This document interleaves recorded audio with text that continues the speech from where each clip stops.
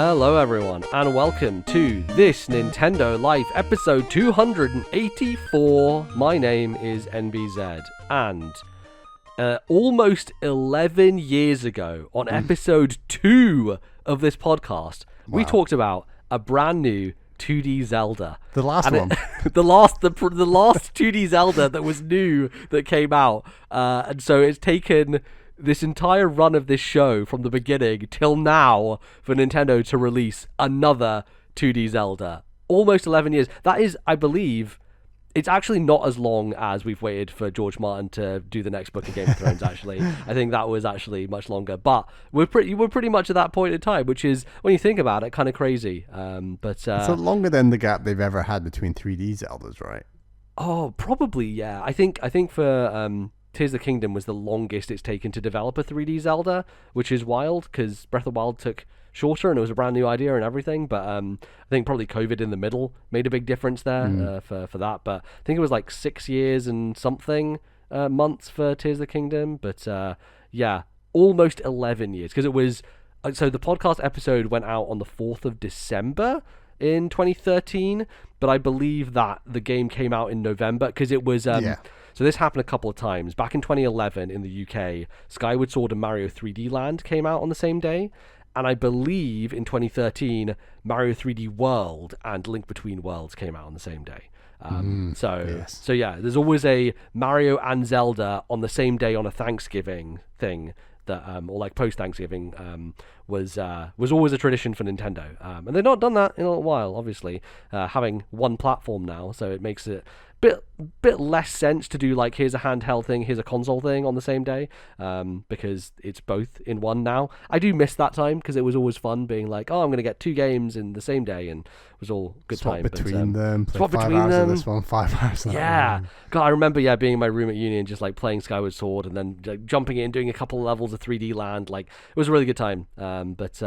But hey, I'm glad that we're still getting games like in that format, 2D and 3D, for Mario and Zelda, as we continue throughout the years. But hello, I'm here, I'm MBZ, and you could guess what we're talking about this show, but I'm joined by Bally. Hi Bally, how you doing? I'm doing very well, MBZ. It's not every day you play a new Zelda, like you said, especially a 2D one, so it's a good time. Yeah, absolutely. So, with that in mind, let's just get into it. Bally, what is today's show going to be about? So yeah, we're trying something a little bit different this time. We're going to do one big long segment. We're going to give our overall thoughts on The Legend of Zelda Echoes of Wisdom, and then we've put out the call on Discord for people's questions on Zelda. So we are going to get to those after our general thoughts, and then after that we're going to have a bit of a wider discussion on any areas that people might not have asked questions about, and then we're going to do a little bit of spoilers at the end. When I say spoilers, we're only going to do as far as I've gotten, which is the end of the 4th dungeon, so roughly halfway through the game. So we're going to do like a little semi-spoilery segment section at the end of the segment, I should say, and we'll get to that. Yeah, they'll all be timestamped as well, so depending on where you are, if you want to wait and come back to it later, feel free to do that. But yeah, we'll leave that stuff till the end, just to make sure that if you want to just get our general thoughts on it and then go play the game yourself. If you haven't started it yet, then feel free to do that. But it's been many years, 11 almost, as I mentioned, and I think there's been other 2D Zelda experiences in that period of time. I mean, if you want to count Triforce Heroes, you can certainly do that. That was a game that came out on 3DS. There was obviously a multiplayer focused thing that was a great time. Grezzo has gone, in terms of handheld stuff, obviously remade Ocarina and Majora, which are not 2D Zeldas, but they were handheld versions of those 3D games. And then Grezzo obviously was tapped again to create a remake for Link's Awakening that came out on Switch back in 2019, I want to say that was. 5 years ago. That's crazy. It was that long ago. So yeah, that was super exciting when that first got announced, and like had this brand new art style and all that sort of stuff to go along with it.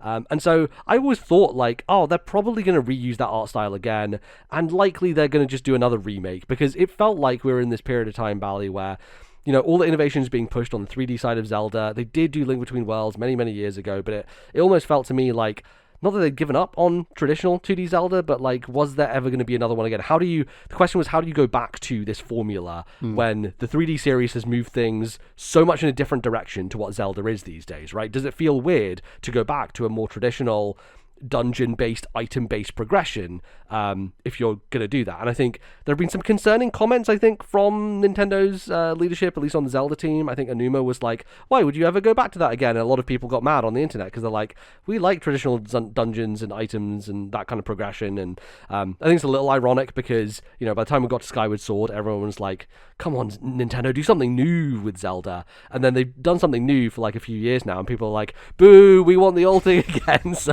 classic Nintendo fans, like, always wanting a different thing to what they are being given at any point in time, which, you know, very, very understandable. But yeah, I think I had hope that we would get a brand new 2D Zelda, but I always was thinking, like, what would it be? Would it take elements of the new stuff, or would it, you know, kind of be an expansion on what Link Between Worlds was doing and kind of take that idea of renting items and continue down that route? But Echoes of Wisdom was revealed only a few months ago. It was the summer direct, yeah, right? I think August-ish. Yeah, so it's been a very short span of time for their reveal and telling us about it. And I mean, I was delighted for a few reasons when it was first announced. Obviously, the fact that it's a brand new 2D Zelda was reason enough to celebrate. The fact that it wasn't a remake, also very, very cool. Especially because just recently, I think the last few years, I have wrapped up both the Oracle games. Have you played both Oracle games now, Pally? Yes, I have now played both Oracle games. Majora is now the only mainline Zelda, apart from 1 and 2 that we've mentioned our issues with in the past I've not played, is Majora. And I've actually played the first 4 hours of that game. I just didn't go back to it, but I do need to do that. Yes, yeah. Majora's Mask is still the one Zelda game we haven't played, which is kind of crazy. That's the game we need to play before we do a ranking. But we'll absolutely. I think we mentioned in that episode too, we're like, oh, we have this plan of when we finish all the Zeldas, then we'll do this big ranking episode. It's been a thing that's been hanging over this show since the very beginning. So one day we will find time to play Majora's Mask. I promise you all, and then we'll do our big. As long as we're keeping up with every other Zelda that comes out in the meantime, we will get there eventually. So we're keeping up at least. Which is easy because, you know, we're gonna play a Zelda every time it comes out, very, very immediately. So, but yeah. Anyway, I was kind of went on a ramble there, but I think what I was trying to get at was, you know, having this brand new experience that is not just, you know, visually in line with that Link's Awakening remake, which makes a lot of sense, but is something totally new. And I think what they presented in that direct was this idea of like, hey, we're kind of changing things up here. We are taking some ideas from the 3D Zelda games, we're bringing them into this, we're doing something slightly different, and guess what? You're playing as Zelda. The Zelda. The one in the title, who everyone thinks Link is Zelda if you talk to casual people on the street, right? And finally, you can show them this game and you're like, what's the name of that character on the front cover? What do you think she's called? And people will say Zelda, and they'll be right for the first time in their life. But then when you transform into sword mode, you look like a suspiciously Link look-alike, but it's still Zelda, but just looks still Zelda. Like it's like Zelda's cosplay of Link, basically. Yeah, Zelda is channeling. It's like in Spirit Tracks where, you know, Link had Zelda take control of things, possess things, right? Now Link is the one possessing Zelda instead, right? It's come full circle, basically. is the idea. But yeah, this came out on last Thursday, I want to say, or like 2 Thursdays ago, depending on the way you're listening to this. And I had finished it by Tuesday. So I think, like, generally, you know, I like playing video games quickly if I'm into them. And I was very into this game, and I finished it pretty rapidly. I think probably 22, 23 hours, and had a great time. But Bally, what are your initial thoughts on Legend of Zelda: Echoes of Wisdom? Yeah, I'm 4 dungeons in. I've been a little bit busier with things, but I am maybe 12 hours in, and I am having an awesome time so far. Like, I think that what this game does to bring together so many cool things, where it's got some nice touches from the 3D Zeldas, but it still feels like traditional Zelda. And on top of that, it doesn't just feel like traditional Zelda, it feels like traditional 2D Zelda, like in a very focused way. I think the Echoes mechanic is fantastic. Like, I think that breaking down the whole barrier of combat and puzzles and merging them into this one thing where you just have this arsenal of things and enemies and stuff that you can do, and it just had me almost like laughing at Right. at the game where I'm like 2 hours into the game and I'm already walking on the tops of trees across Faron, and like Yeah. it's just like, this is ridiculous.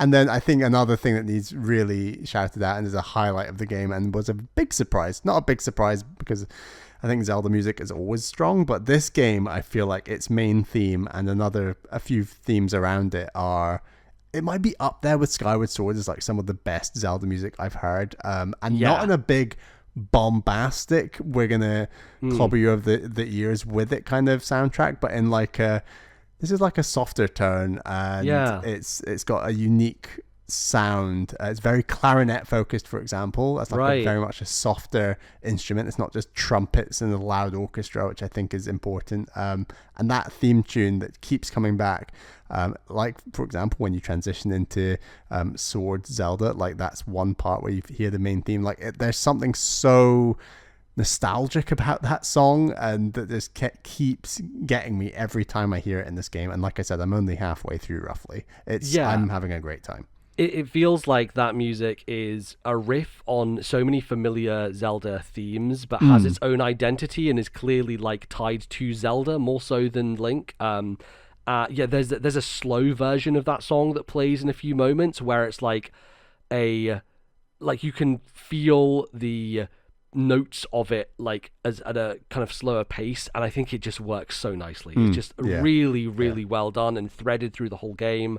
And then there's other area themes as well.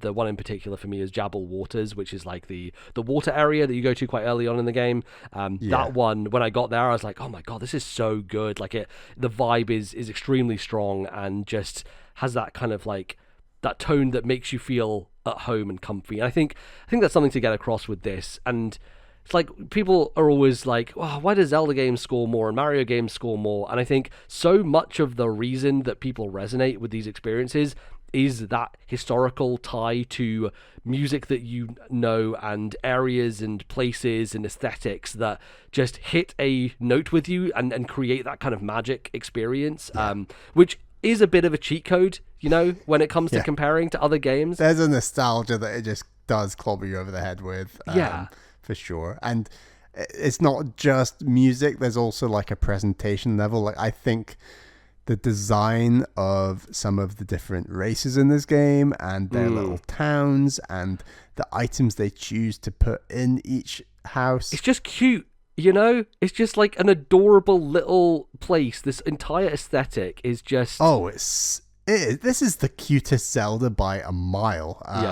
Like, it's like stuff like Zelda's bedroom and the intricate things on the walls, and it's all the little nods as well, like when you go so to the village early on and you can walk into what was Link's house essentially, and you go inside and you realize it's his house because he's got the little cap on the bed, and like there's just little nods everywhere to things from the Zelda series, and if you're someone who's clued in, you'll pick up on them and be like, oh, that's referencing that. And it's very, very fun that they pay that kind of close attention to detail with these little areas. The birds that are like save points in Link's Awakening, there's just like one of those in Hyrule Castle Town. Yes, just as a decoration, like a part of the town. It's not a save point or anything. It's just a thing in the town. And yeah, there's some really, really nice stuff here. And I'm interested where the story goes, because I am actually quite enjoying the story a lot. And in a Zelda way, like I don't think Zelda stories are necessarily like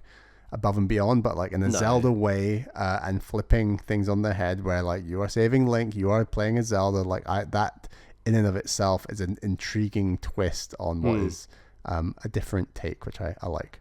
Yeah, I think I do like that. I think that one of the things that is interesting about it is, in previous Zelda games, Zelda actually has dialogue. She talks, right? She's a character, and Link is mute the whole time. And it's funny because this game actually goes out of its way to be like, oh no, there's a reason that Link is mute. But then also, Zelda is also not mute. Like she's mute in the same way that Link is when you play as Link, which is to say she has dialogue options and you can choose them, and she's clearly talking to people. So like in Breath of the Wild, Tears of the Kingdom, Link is always talking to people, right? Because he has dialogue options and you can be cheeky and stuff like that. But he never opens his mouth and says any dialogue directly, right? And it's basically like as the protagonist, do you just like automatically become mute in that way, right? You just don't have agency, which is, I think I would have liked Nintendo to go a step further, because Zelda is a character and she has had a history across the series. And I think at the moment, like just looking at the game and what they've done with it, it's very cool that you're playing as Zelda, but you could have just swapped her model out for Link, and I don't think it would have made any difference. Yeah. Do you feel like you're playing as Zelda personally? Not really. I mean, to a degree, because of the different approach of combat and all that sort of stuff, right? Because it's not swinging a sword, because you are having a bit of a different thoughtful approach and it's more puzzle focused, it does feel like a different experience. And so I wouldn't say you feel like Zelda. I'd say you would feel more like Zelda if Zelda had her own set of, like, I don't know. The way I imagine playing as Zelda in like a Tears of the Kingdom is she has like magic spells and stuff, and she's she got like her conjures Smash stuff Brothers moveset. Right? Or something. Yeah, totally. Like she has like a unique, and honestly, like this wand that you have, you could have just given that to Link and had that be an item in any Zelda game, and I think it would have made sense. There's nothing about it that screams Zelda, aside from like she is more magic adjacent, and so having kind of a magic wand makes a little bit more sense in that way. I think the nature of her being cloaked and then it's kind of on the run, that's cool, but that, like we were saying, that could have been Link, if the story had been slightly adjusted, for example. But I don't know, when I think of cloaked character, I definitely think of Zelda cloaked in like Twilight Princess. Like that's kind of what I associate with like cloaked figure in Zelda. Yeah. But other than that, I agree. It doesn't feel like you're playing as Zelda. They do some stuff with it in terms of people realizing, like, oh my goodness, you're the princess, right? Like there's a little bit of there's that. some races you go to and they're like, who are you? Yeah. And they've definitely not heard of No. Zelda's like, do you not know your ruler? Like, how do you know? Yes. But other races are very much aware. It's very funny. It's such like a colonial thing as well, isn't it? Because it's like, well, should Zelda be ruling over the Goron and the Zora and all these other tribes, right? Like, shouldn't they have their own? Because they clearly do. They have their own leaders and they have their own societies and all that sort of stuff. The Zora are too busy fighting amongst themselves to care about. They've got a civil war going on over there. Exactly. Meanwhile, all this other stuff is happening. Who's this Hylian chick getting in amongst our business? But it's I obviously read The Wheel of Time, and there's stuff in there of like, I'm the queen. Don't you know I'm the queen of Andor? And they're like, what's Andor? Like they're like, I don't know. This land is so big. I don't know what you're talking about. There's stuff like that, I think, which I think is quite funny. And also, like, I think relationship between Link and Zelda in this game is like, nobody knows who Link is. He's just some guy from a village, right? Like he's been going around, he's been slicing stuff, and there's like a very close cohort who know Link well from like the houses around him. Like, hey, Link, we got to save Link, and everyone else is like, who? Exactly. Which is fun. So Zelda doesn't know who Link is, and I think it's a fun, different twist on it as well. And I think one of the slight disappointments as well is like everyone refers to Link as the hero still, and Zelda doesn't get referred to as the hero, which I think is a little bit lame, if I'm honest. Okay. Spoilers that we can discuss after the show. But I was going to ask you something about that in relation to the plot. But anyway, I think generally from a narrative perspective, I think it's light, of course, as many Zelda games are, but it's fun, and I think it has some cool things going on with it, and I like all the individual stories that happen within the different regions that you go to, and I think there's some good characters in there. There's some good writing, and obviously it's all lifted by the animation quality and the aesthetic and all that sort of stuff. And every single like race and character has like their theme tune, and just that typical Zelda and stuff like Star Wars does it as well. Mario does it. Like each character has their theme that plays when they are like saying something impactful, and it just adds such a nice level of production and impact for me. It's awesome. Absolutely. I guess for me, there's a few different things that stand out about this game. One of the things that I really like, because there's a few things that you're missing, right? Obviously, you don't have a sword and shield, aside from when you turn into Link and you get a sword and shield on the timer. But so you think that is Zelda turning into Link? I think it's Zelda being possessed by the spirit of like a hero or something. Link, like it's like the sword. But it is like a Zelda designed version of Link. Basically, right? It looks like it, doesn't it? Yes. It's like in a different universe, if it was just like swapping out the Link model to be a girl, it's like Linkle essentially is what it is, I guess. So because you don't have a sword, there's a few different things that I was thinking about, which is when you're traversing the world in modern Zelda, you are using a stamina wheel, right? So you can go fast with a stamina wheel, run and move around the place. Previously in 3D Zeldas, you would roll to get around the place quickly. And I was thinking about it, I was like, how do you get around the place quickly in 2D Zelda? For the most part, it was the Pegasus boots, right? You got the Pegasus boots in Link to the Past, you get them in Link Between Worlds, and that's your like... I think they're rarely used to like actually traverse the world fast. You don't play games like I do, Bally, but I certainly used it to get around fast. I mean, I would just end up running into walls and things, but I see what you're saying. Because a core tenet of my video game playing is the quickest I can move, the better. And I've always liked, the older Zeldas for the roll, because it's like, am I actually going faster? I don't know, but I like that I'm pressing something that makes me feel like I'm going faster. Speedrunners do it. It must be faster. Exactly, it must be faster. And so the other thing I was thinking is like, there's a real satisfaction in Zelda games, in older Zelda games, of cutting grass. I was like, well, you don't have that, and you don't have that. And then they did this perfect thing, which was they gave Zelda this one move that fixes everything. They gave her a spin. And the thing that I love about this spin is that it creates that satisfaction of cutting down grass, even though you don't have a sword anymore to do that. Something about Zelda, there's an inherent joy of just slicing grass, just the way that it feels, the way that it sounds, the fact that you can get rupees and hearts from it, and it also feels like you're it's like a lawn mowing simulator, almost like power washer, just you're cleaning up an area. Like, I'm so glad that they gave her a spin, first of all because it lets you cut grass, but also because it gives you a little bit of a speed boost, or at least it feels like it. And so as I'm going around, I'm like spinning, spin jumping, doing all that to like quickly get myself across the world, but then also I'm just satisfyingly cutting grass as I go. I just want to say shout out to the Zelda team for thinking about this and thinking we should give Zelda a tool in order to do this, because they probably had a prototype of this and they're playing and they're like, oh man, not having a sword to cut grass feels really bad. And so I'm very appreciative that they have that. It's like such a small thing, but when you really think about it, like it changes so much of the feel of the game and like the impact that it has and the joy. Like I think there's a polish of Zelda. Like cutting grass is just such a fundamental aspect of it. So that really that hit a note with me, I think, quite strongly. Shall we get to some of these Discord questions? Sure, we can kind of use them to guide a bit of the conversation, I guess. Some of these are a bit more rapid fire, others we might go a bit more in depth. Orange Thunder says, what region did you explore first after the first rift? Did you go straight into the next dungeon, or did you explore different areas of the map first? I ended up exploring the Farron region first before heading to Jabu Jabu. Yes, this is interesting, because I think we can tie a little bit of Echo's conversation of like your ability to traverse the world because of all these tools you have, right? So I went to Gerudo because I'm classic. Me, always go to Gerudo first. See, I thought you were going to copy your logic of Breath of the Wild and do Gerudo last. Breath of the Wild, I did Gerudo first. Oh. Yeah. Oh, yes, that was the whole thing was you did it first and therefore it was the I was best disappointed by the rest of it. Yes. Got you. Right. Yeah, yes. exactly. Yes. So I do always do Gerudo first. I don't know. I just like the desert. I also did you know it was Gerudo, or did you walk that direction and then the desert was there? Oh, okay, right. I actually didn't know it was Gerudo. No, so okay. I walked to the left and I was like, oh, it's the desert. So this actually kind of makes sense. But I think the way they position it, it looks like the one that's closer to you. So I was like, I'm going to go to the one that's closer to me because that's probably where you should go first. But and it turned out it was the desert. I was like, oh, okay, this works out because this is kind of where I wanted to go anyway.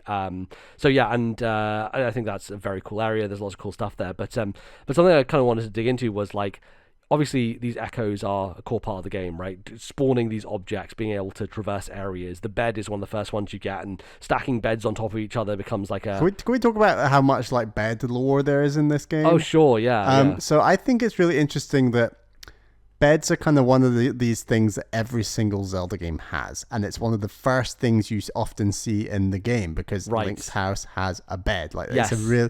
Like, the fact that it's the first item you get... But on top of that, for many players, certainly including myself, it's my most used item, my most used echo. And it does so many different things where it's really useful for stacking, creating bridges. You can even heal on them. And then they even have like a whole upgrade path of beds where I'm now currently, well, spoilers, I guess, light spoilers, but there are different beds, okay? There are different beds, yeah.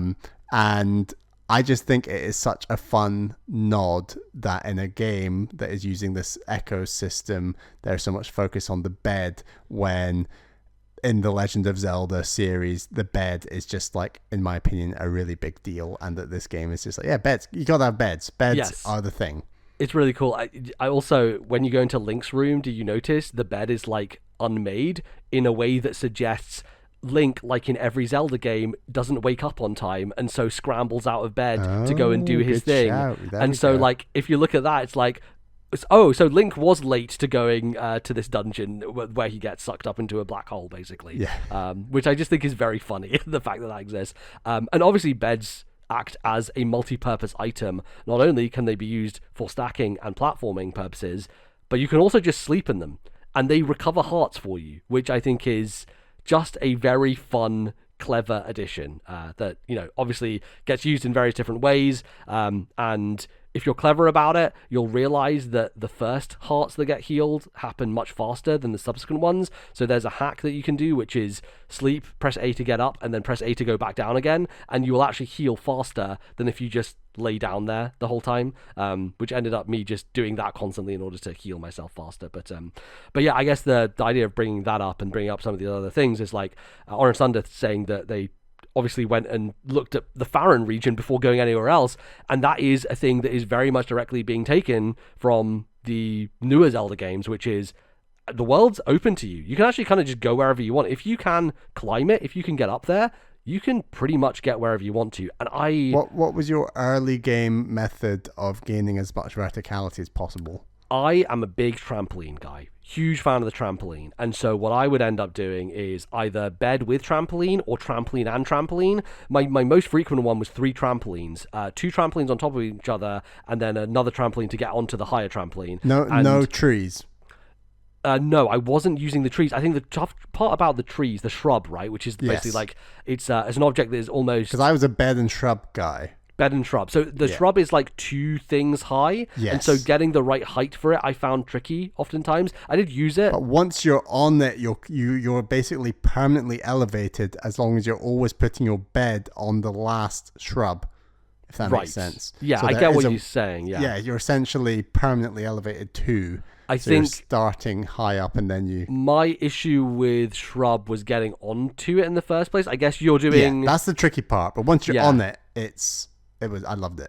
right. So you're doing probably bed, shrub, then shrub after Bed, that. bed, then shrub. Once you're on the shrub, do make another shrub, and then bed on the other bed shrub. on the other shrub. But then you got to get back to the first shrub. Right. Basically, there's like a logic of like, don't end up standing on the shrub that's about to disappear, Exactly, or the yes, shrub that's yes. stacking all your beds on. Yeah, making sure the thing that you know is going to disappear doesn't disappear is definitely Yeah. Which the game helps you because the last thing flashes, which It does, is very yes. useful to know Yeah. what it's gonna. Anyway, it's Yeah. fun. I just loved that method. And I like that we both had completely different approaches to Yeah. it, right? Like, it's cool that even with the early tools the game gives you, everyone's going to do something slightly different to try and get where they want to go. We should do a poll like shrub bed versus bed trampoline. Or just tables, right? People using tables or boxes, the Yeah, wooden boxes, yeah, right? yeah. There's definitely lots of options there. I like trampoline because it's easy to get onto, and then the additional height it gives you from the jump, I was very easily able to get on top of trees by doing that.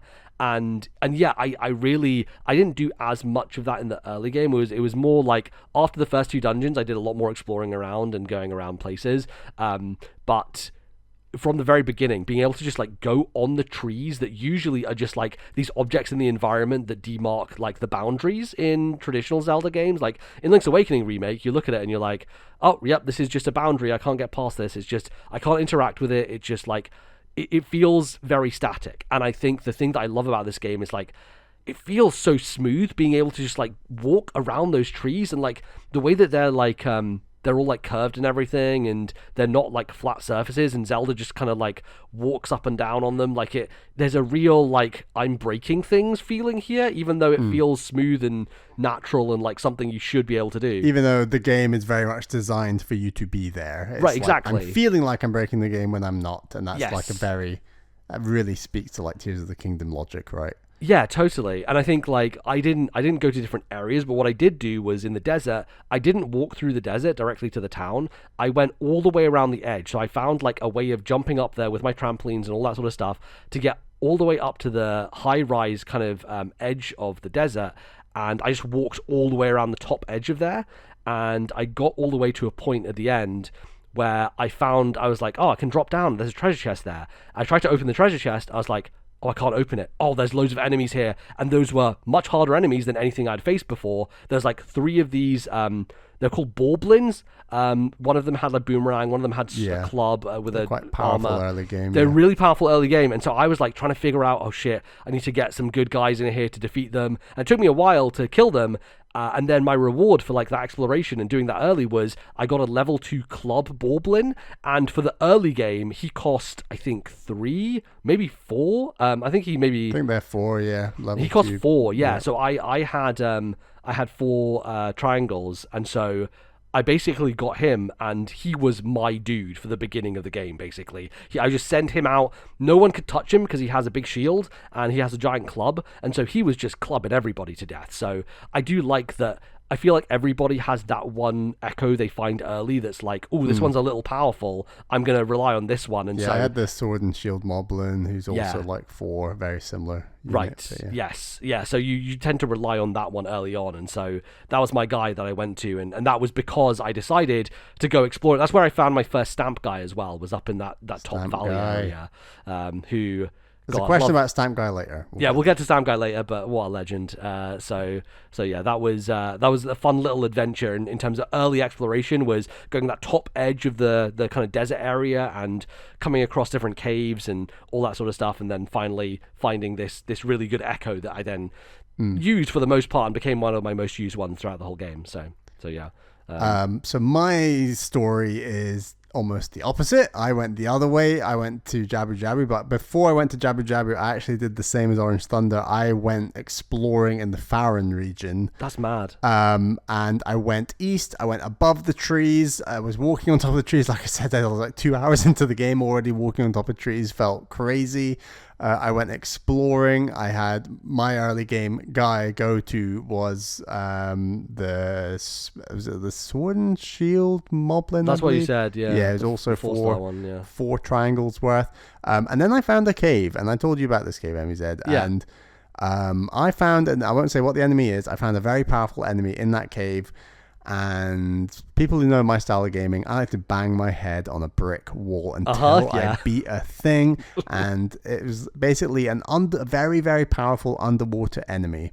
And I defeated this thing by using the kind of spiky guys. The spiky guys. I think they're the spiky sea urchins. The sea urchins, you get them on the beach very early on. Yeah, and I basically used the spiky sea urchins from a height, dropping them on this enemy. And by dropping them down, I created like I died a few times, but I created like created a protective layer between myself and the enemy, and eventually, just with enough sea urchins, I wiped this guy out. And I thought, great, I'm gonna get such a powerful echo from this guy. And turns out the echo still is 5 triangles worth, and I wasn't able to use that echo at that point in time. And I was like, wow, I guess Nintendo know what they're doing on, like, we don't want you overpowered early on just too in early, case. Yes. So yeah, I did that. I explored Farron a bit, and then I went north and did the Jabu Jabu stuff, and yeah, it was very, very satisfying. Yeah, it's very crazy because I was maybe 15 hours into the game until I saw that area, because I just hadn't gone there, right? And that's the joy, I think, of Tears of the Kingdom Breath of the Wild is, you know, I had seen this Gerudo area, and then 100 hours later, you go and see that Gerudo area, you know? And so we have wildly different experiences, despite the fact that we both could have gone to those places earlier if we wanted to. This links to the next question from Sully, who says, how did your sense of exploration and Echoes of Wisdom compare to Tears of the Kingdom? It's interesting, because I feel like inherently a 2D isometric style game is, by nature, going to be less focused on that sort of thing, and I think there's less wonder involved. There's less kind of like jaw dropping, you turn a corner and you see a thing, because of the nature of the map and the way that it works. And so I would say for the most part, so most of the exploration I did was between dungeons 3 and 4, where I had got some good tools. I felt like pretty confident, and I started going around kind of the main Hyrule area, finding some stuff, finding some side quests, and finding caves. I think one of the things that I've really liked about this game is each individual area has a lot of openings where you're like, oh, that's a cave there. That might be a place where either there's an enemy that's a single boss fight that kind of gives you an echo, or it's one where it's a mini puzzle area and you get to the end and you get an item, or like places. They all have a different purpose, and they actually feel a bit more tailored, a little more unique, I would say, than some of the spaces that you get to in the bigger games. So like Elden Ring and Tears of the Kingdom have a similar thing where, eventually with Elden Ring, you're like, oh, I understand. All these things are pretty much the same, layout in terms of they're going to have this thing, they're going to have enemies, and I'm going to fight a boss at the end, all that sort of stuff, right? Tears of the Kingdom has the caves, and you get to the caves, and you're like, okay, every cave's going to have this number of resources, these types of enemies, and, they all look different and all that sort of stuff. They're all going to have that weird frog guy in them.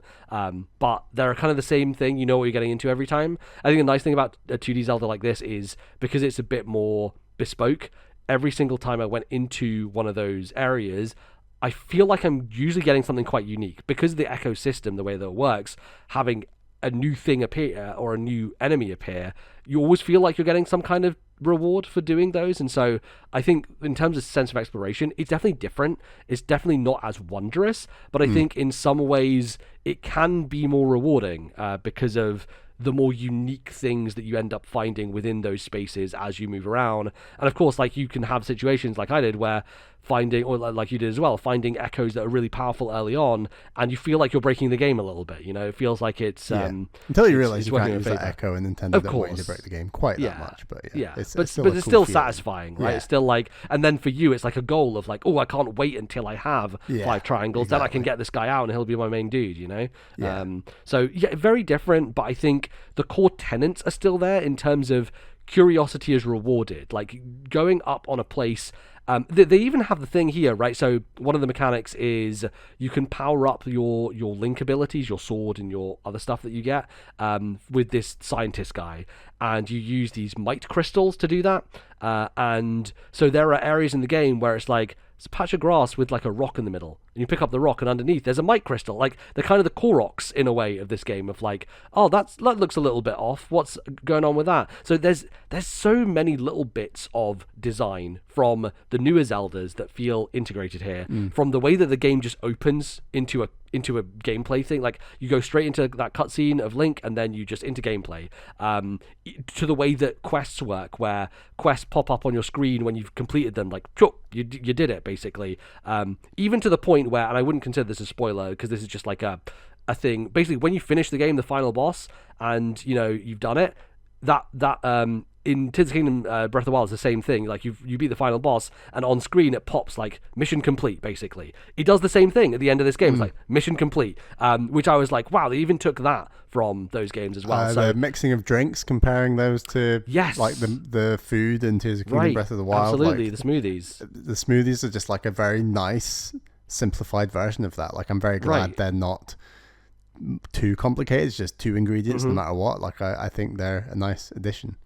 Yeah, absolutely. And yeah, it's there's so many elements that feel like they are taking from there, but then, I know we can kind of get into this, but like they are merging it with a more traditional setup in terms of the design of the dungeons and the way that all of those are put together. I think it's super interesting. I don't know that we have any questions on dungeon design, so maybe we want to talk about that particularly. There's some aspects that I think Link that I would like to get to later. Okay, cool. I on exploration echoes versus Tears, I think that the highs of exploration in Tears of the Kingdom are some of the highest highs I've ever had in like any exploration game, let alone Zelda, where the first time you discover the depths, the first time that you discover like the sky and the way it all links, the first time you do a lot of these things, similar to like Elden Ring, like you were saying, and then you do realize that yes, every cave has this, every part of the depths has this. Copy and paste design in some ways. Right. And often because you're playing a 100-hour game, each moment you get like that might be like that might be every half an hour, every 40 minutes sometimes. Like it can sometimes be a while between cool experiences. And then for those really high highs, that's maybe only happening, I don't know, 5, 6, 7, 10 times in a 100-hour game. I think that's because of like the scope of the world, right? Totally. Like getting from place to place in those games like takes so long essentially to do that. Yeah.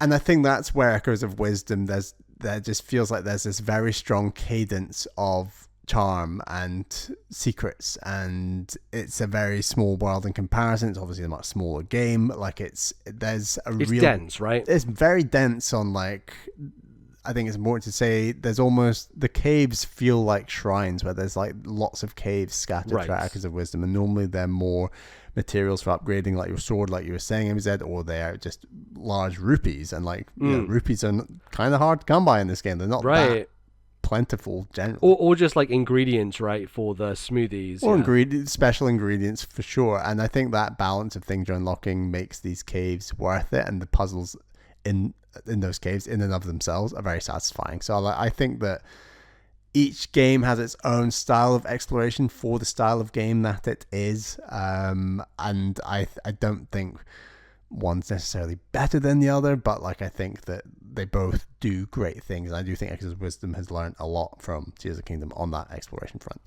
Yeah, absolutely. Right. Next question from Hawksbill says, do you prefer 2D or 3D Zelda? Yeah, pretty simple one for me. I think I think you might be the same as MBZ, but like I prefer 3D Zelda. I think 2D Zelda is very good. I still really love 2D Zelda, but I prefer the 3D games, and I think games like Breath of the Wild and Tears of the Kingdom have just kind of pushed that even harder for me. I think it's interesting in the context of this game, when it feels, like I've said already, it is cribbing so much from 3D Zelda, and so it's taking a lot of ideas from there and applying them to the 2D formula.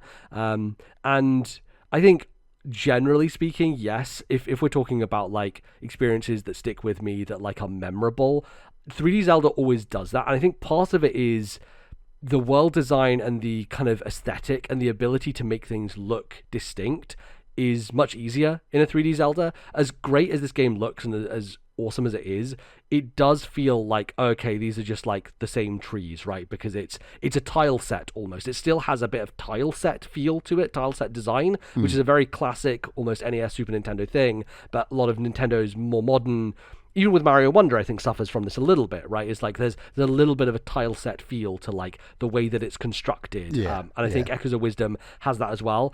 And so much... Still like a quite retro feeling in that sense. Yes, like, definitely, which is totally cool, but I think it's less memorable as a result. Like, there's a lot of dungeons in this game, and I think they are themed, but they don't stand out enough from a theming perspective in the same way that, like, I remember Arbiter's Ground so clearly, you know? Like, there are touch points, there are moments in 3D Zeldas where I'm like, man, I really have strong memories because of the visual identity of those spaces. And I think that is one of the things where 2D Zelda struggles a bit for me in terms of becoming things that stick in my kind of heart a lot longer, right? Definitely. Much as I love them, I think they're amazing, and they're, you know, such fun games, and I think they're really, really well designed. I think from a kind of heart perspective, it's a lot harder for 2D ones to kind of stick around that way. So yeah.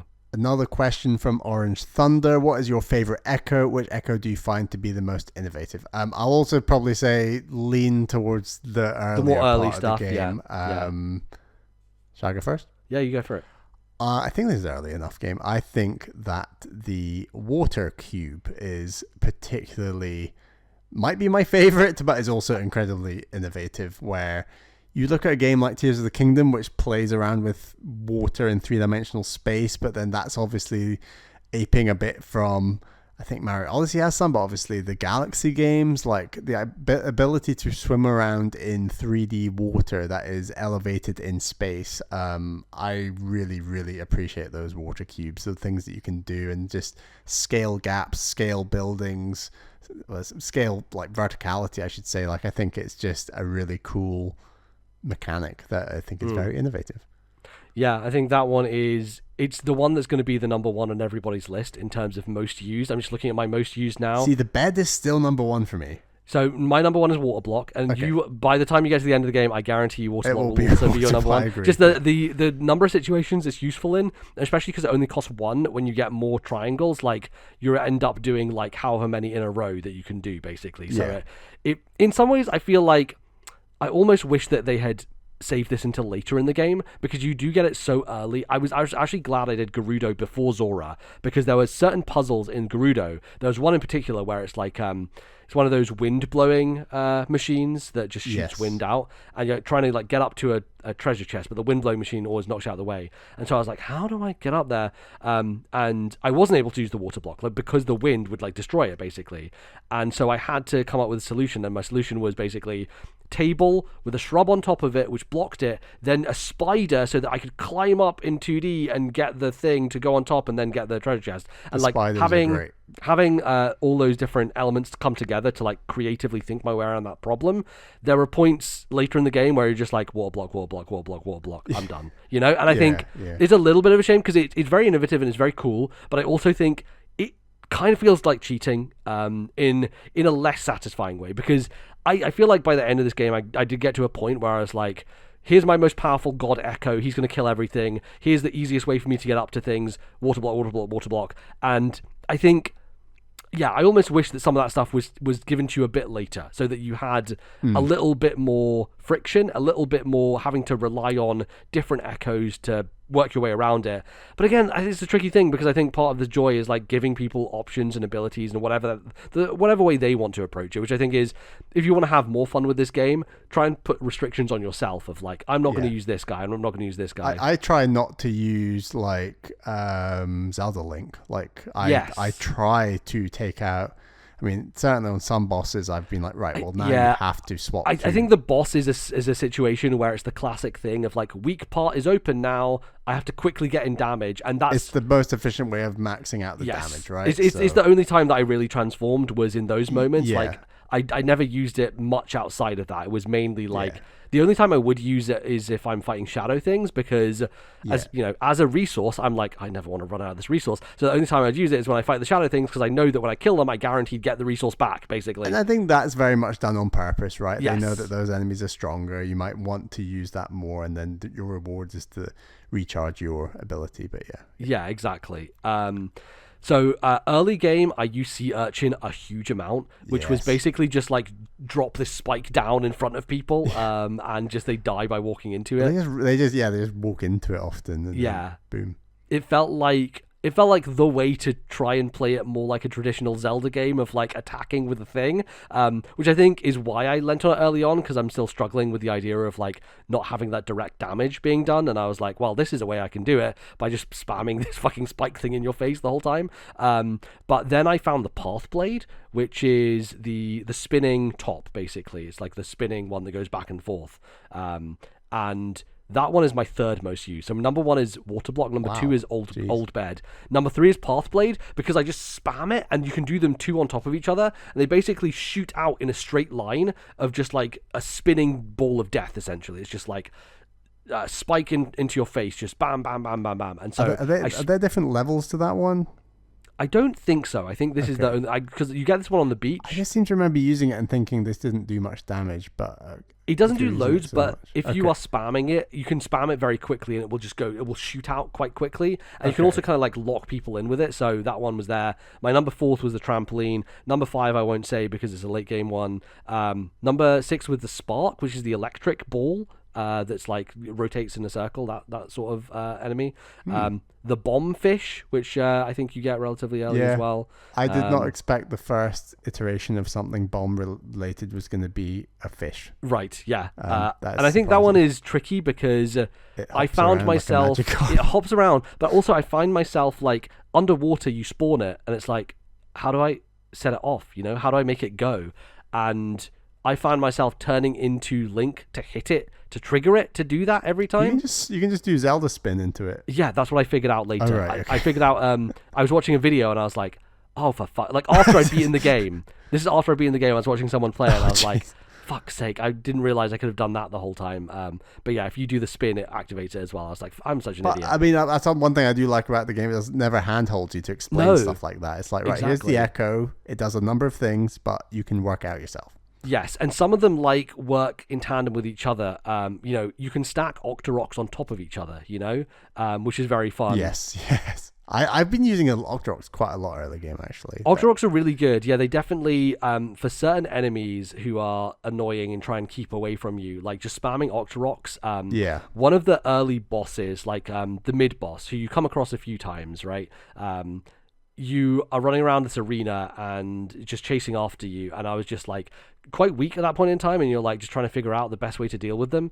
And I had this thing where I just like kept jumping and putting Octoroks on top of walls like they're an artillery essentially, and just like hiding behind this wall as my Octorok artillery just fires against the enemy and like slowly chips away at damage. And like they don't do that much damage. Octoroks will only fire on one plane. They won't Yes. ever go up or down. So if you get it up high, it'll all stick on that plane. Yeah, exactly. So I think it was like trying to get the range properly figured out every single time, which was a bit tricky with a moving target, but it ended up working out in the end. But yeah, that one is definitely I use quite a lot. And then one of my early game favorites, which I posted a video on Twitter of like, you know, avoiding it, because the flying tile from, you know, the classic 2D Zeldas, where it's like it comes up the ground and just flies at you, and usually you use your shield to block it as Link, or use your sword to like destroy them. And I just plop down a boulder in front of me, and like all of them just die by going towards you. But you can get that flying tile as an object to learn it, and See, it basically I saw flying tiles. I blocked them with boulders. Yes, but then I didn't get the echo. Well, that's the thing. You have to, as they are moving in that room, go up to them and then learn it before they get a chance to move, which means taking damage probably. But damn. you can then learn the flying tile echo. So I recommend getting it, because it's really cool, because it basically it's like a quick not a teleporter, but like it's a magic carpet essentially. So what you can do is you can put it out there, jump on top of it, and it basically is just like it magic carpets you across gaps, which is awesome. It's so good. I've got like it looks like a Pokemon, like a Mothma. Yes, that's the one? it, And yeah. it kind of like will dart very fast, straight in a straight line. So I think I'm covered in terms of like, do I need to just go straight very fast? With that dude, Right? And you mean like using bind and follow on that? Yeah. Got you. Yeah, that makes. I'd never even thought about doing that, but that's very cool. So yeah, that's a good example of where like there's two items that, well, one's an enemy, one's a, well, I guess they're both enemies, but one's a tile, one's a like moth thing, and they kind of have a similar trajectory. They achieve the same like, purpose, I guess, different but doing things with them. but, Yeah. And that's what I think is so cool. Like just different ways of solving nice thing about the situations. flying tile early on as well, and like later game it doesn't make much sense to use it, but like you can use it to like attack enemies from afar as well, because it just rams into them. So you can use it as a projectile weapon, but you can also use it as a traversal tool to just like get across places, which I found very cool. And I think that's definitely early game one of my favorites. But yeah, there's definitely some later game ones we can talk about. Oh yeah, we'll do that in the future. Yeah.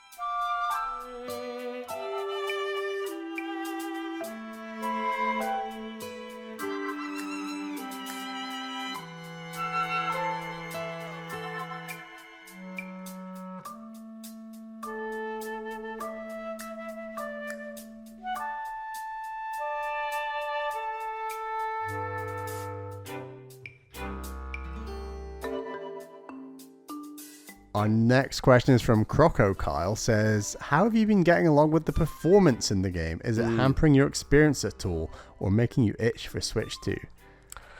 Yeah, so Definitely itching for Switch 2. It's interesting. When I first played it, I was, I think in reviews and a few people were like, oh yeah, it's definitely better than Link's Awakening. And I started playing and I was like, I don't know what you guys are smoking, because this is like, I think this might be worse than Link's Awakening, if I'm honest. There's definitely, I think the thing that's really wild about it, and I noticed it almost immediately, is it's not that it's choppy between like 40 or like, it's not going 39, 45, like it's not doing that, which I found really obnoxious. It's jumping from 30 to 60. in a very bizarre way, which is to say, if you're moving in the world, it's 30, but if you're talking to someone or standing still, it's 60. So as soon as you start moving, it goes down to 30, but if you're standing still, it's 60. It's just so fucking bizarre in the open world. In the open world, when you're inside, it's like better, but yeah. Generally inside, it is 60, and it holds that pretty well, relatively speaking. But the open world stuff is very bizarre, where it's just like, okay, if I don't do anything, then it runs at a great frame rate. As soon as I start moving, it just halves the frame rate. And I'm like, this is weird. It's so strange. So why didn't they just lock it at 30? Yeah, I don't know. I mean, it's not like this is pushing the system graphically. You would imagine, right? Anyway. No, I think that's the most frustrating thing about this and Link's Awakening is A, we're not playing a big 3D open world game, and B, you had all these issues with Link's Awakening. We're 5 years later and it's not been solved. Yeah, nothing's been done about it. And yes, this game has a lot more things moving and this, that, and the other, but like it just feels a bit inexcusable, to be honest. Yeah, I don't really understand it, but it also doesn't affect my enjoyment that much. I would say that these issues annoy me more in a game like Breath of the Wild and Tears of the Kingdom because, I don't know, 3D games, for some reason, it makes it look worse significantly. Whereas a 2D game like this, I can kind of get by with it. Like, I don't mind that much. And especially if you're playing in handheld mode, it's a lot less noticeable. I generally find frame rate stuff is far less noticeable in handheld because of whatever reason. But yeah, I think I mainly played this docked, and I did notice it constantly, but it didn't really affect my enjoyment. I was okay for the most part with it, and I think, it's annoying, it's frustrating. Would I prefer this was flawless? Yes, absolutely. I think it would be nicer if it was, and it lends to the polish, because I do think back on Link Between Worlds and how smooth that game feels, and that game holds 60 the whole way through, right? It's like in 3D to boot as well, full 3D in 60, like super smooth experience, like butter. One of the smoothest Zeldas ever made, I would say Link Between Worlds is. And this could be there, because animation wise and quality wise, it feels up to that level. It's just that the performance isn't quite there, which is it's a shame, because it feels like a little bit of a black mark against what is otherwise like a really well made thing. It is a shame. It does not really affect my overall enjoyment, but it is still annoying, and they could have just locked it at 30, it feels like, and I think I would have had a smoother, more enjoyable experience overall. Or even like 30 in the overworld and 60 inside, still could have done a good and job. then you avoid the weird transition because you're going through a door, Yes. that would be much nicer.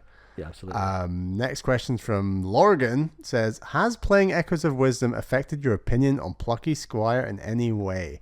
So very quickly, since the last show, I have beaten the Plucky Squire. Now, here we go. Here's a stealth new business segment on Plucky Squire from here we go. Valley. I stand by what I said on Plucky Squire. However, I do think the last 3 chapters or so are really good. Like, I think that they mix up the gameplay. I think that they are still very plodding pace-wise, which was my main issue with that game. But there's some really cool stuff in there. And I think the final boss kind of breaks down different game modes in a fun way, one of which I must have retried about 12 times. I'm not even joking. Really? And I was like, this is ridiculous. Like, how am I failing at this thing? I won't say what it is. I'm interested if others have had this experience on this one aspect of the final boss. But yeah, it's still a very cute game. I think it is executed pretty well. It's just that game is so slow, and the pace doesn't change at the end. But that game does some really cool things. I would still recommend that game. I think that for those who are around the flabby middle of that game, it is worth pushing through to the end. That would be my opinion personally. And has Echoes of Wisdom affected my opinion on Plucky Squire?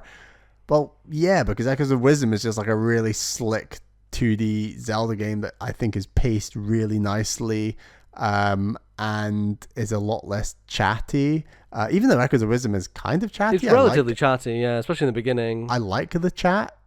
Plucky Squire just is the chat never stops. Like, that game just keeps going with the chat, and I just want to play. And yeah, so Echoes of Wisdom just reminded me that there are much stronger 2D Zeldas and games of that style out there, and Plucky Squire is not one of them. It's Yeah. a cute, slow-paced, maybe my first Zelda style game, but Echoes of Wisdom is leagues and leagues above it, in my opinion. And I think it really shows like the magic that Nintendo has with this level of design, right? Like Yeah. when you think about it, you're like, oh yeah, but other people can make Zelda games, and we never see that many of them. I think you realize that it's just very difficult to make an experience like Yeah. this feel exactly right, because you want to have the right level of tension when it comes to puzzle solving and enemy encounters and the ramp up and all that sort of stuff, and it feels like what you said of Plucky Squires, it's very uneven in a lot of places, and it just doesn't quite understand what makes this genre tick. Exactly. But obviously Nintendo, years and years of experience making these games, inventing the series, right? So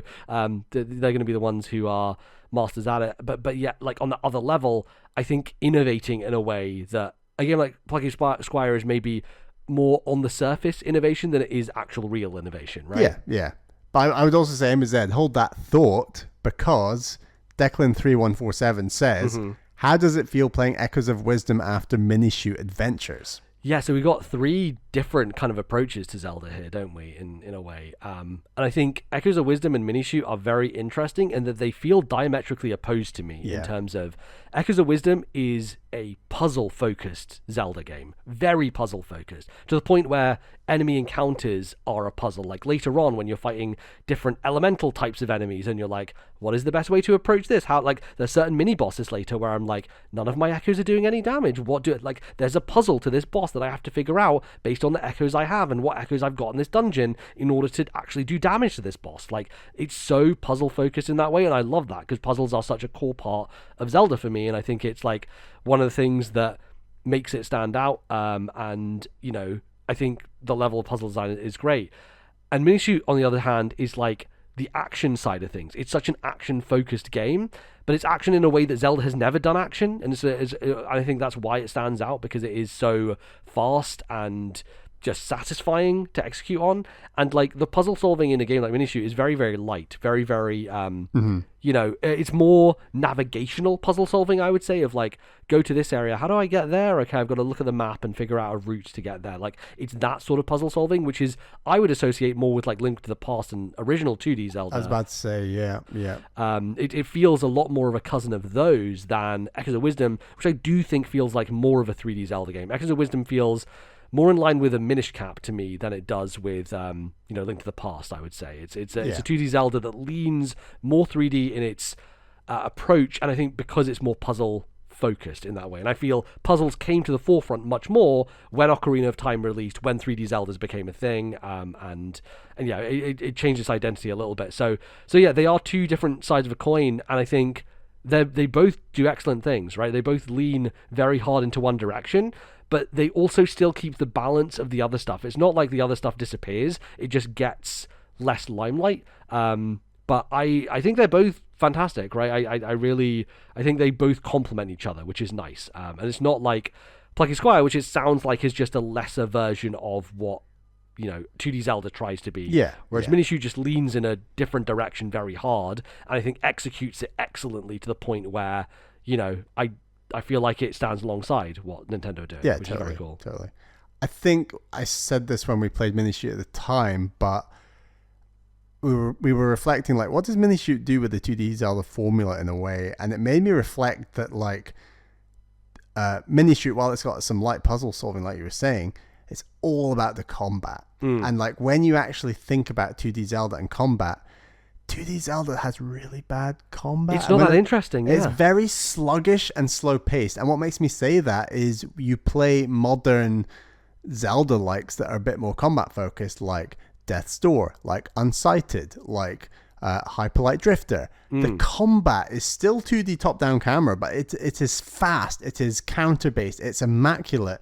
And then, you know, Minishoot's got its own form of 2D combat where it's all space shooter based. Like, and then you play a game like Link's Awakening, A Link to the Past, arguably even like Link Between Worlds, even though I think that game's really strong. Yes. Like, the sword swinging, the rolling, the moving, like, the enemies move slowly, the Link moves slowly. Minishoot made me think about 2D Zelda in the light of, maybe we should just get rid of the combat entirely. Right. And that's kind of what Echoes of Wisdom does in a way. It's kind of what it does, yeah. I think that's one of the things where people have been frustrated. They're like, well, I need a sword and all that sort of stuff. And, like, stepping back, yeah. I'm like, no, you don't need a sword. Yeah, exactly. Like, stepping back and thinking about it, it's like, like, getting rid of the combat in a traditional sense from this 2D perspective, it actually makes it far more interesting. Yes. It makes it far more, like... I have a bit more agency over like the way I approach this, and I appreciate that some people are like, well, you just stand there and you wait for something else to do something. Like, yes, that is true, yes, but I think you can make it more interesting. Like, we haven't talked about the bind ability at all, but like basically your little companion Try, you can send him out and you can attach him to anything like a rock or enemies or whatever, and you can kind of like hold them in place and move them around, and like that is something that I think I was using a lot more in the later game of like realizing, basically if you put down a water block and you grab an enemy and you pull them into the water block with the bind and just hold them there, they drown in the water. You know, like there's shit like that, cool. Which is so cool to like execute on. And, you know, I think it just makes it way more dynamic and just creative generally, right? Which I think you never get in traditional 2D Zelda usually with combat. I would go as far as to say I wish this game didn't have like the sword wielding Zelda. Like, I feel like that's this weird crutch where it's like the developers aren't quite confident enough to just remove sword wielding character out of the game, in the sense of there'll be some people playing the game who don't much like the echoes but will tolerate them, and then at every opportunity will be getting out their sword and killing enemies that way. And I feel like I'd rather the game was just bold enough to say either we're not going to have sword Zelda in it at all, or it's going to be even more limited than it already is in the game. Right. So because every time I switch to it, I'm like, oh, this kind of either it feels like cheating or it feels overpowered, and it's just not a good feeling where, like I've said, I just don't think the combat in 2D Zelda is anything to write home about, and I think other games like I've listed already have just done it so much better. And yeah, that's kind of the thing. The fact that Echoes of Wisdom leans away from traditional 2D Zelda combat is potentially the best thing about the game. Like, it's really cool that they were at least bold enough to do that. Yeah, definitely. It just feels like something unique in the space, and again sets it apart, I think, from previous entries, and much as it's like still has those elements of like, it feels like they thought about bosses and they're like, but how do you do that thing with the boss where you got to hit the weak point, within a limited amount of time? People are going to get frustrated if it's an echo and the echo keeps missing or whatever, or it doesn't do enough damage within a short period of time. And so they're like, well, we've got to have the sword in here because that's the satisfying thing of doing that. And then we'll give them the bow and arrow. And and it's basically you're playing as Link. Great, cool. It's like, and there were definitely moments with like, I think some of the flying enemies can be quite annoying to kill, in terms of like, they're just moving around constantly, and like I try and get an echo out there, but it keeps missing it and all that sort of stuff. There's definitely frustrations with the system because you're relying on AI. You're relying on things that you're creating, and they have their own thoughts and they're going to do their own thing, right? They're going to move around and attack whatever they want to do. You can lock onto things to say like, go and attack this, but there were moments where it's like, these two fucking bats, it's easier for me to just turn into Link and use the bow and arrow to kill them, which is nice that you have the option. But I don't know, if there were echoes there that felt like they were more effective for dealing with flying. Like, there's not really, I didn't really come across an echo that was like a ground-based sniper, that you could put down and it would like aim at a flying enemy. Because Octoroks are great, but because like you said, they only have one plane of existence. They can't hit things that are above them, which can get a little bit annoying, basically. So yeah, you end up using other flying things to fight other flying things, and then you get that situation of like, well, it flew towards it, but that other thing had flown away by the time it like tries to get there. So I think that's the sort of thing that they could have lifted with some different types of echoes. But anyway, I think for the most part it works really nicely, and it's just it's a very cool system. So yeah. Next question from Heyraf. It says, what have been your favorite side quests, activities, mini games? I did like the one in the desert where you basically go underground and have to collect mangoes. Don't know if you've done that. You spy the oasis.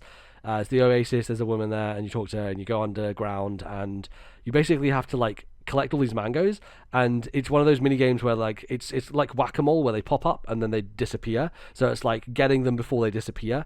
And so I went to that one initially, and I tried to just use a couple of echoes. I didn't have that many at that point in time, and use my spin, and I just wasn't able to do it. I was like, that's annoying.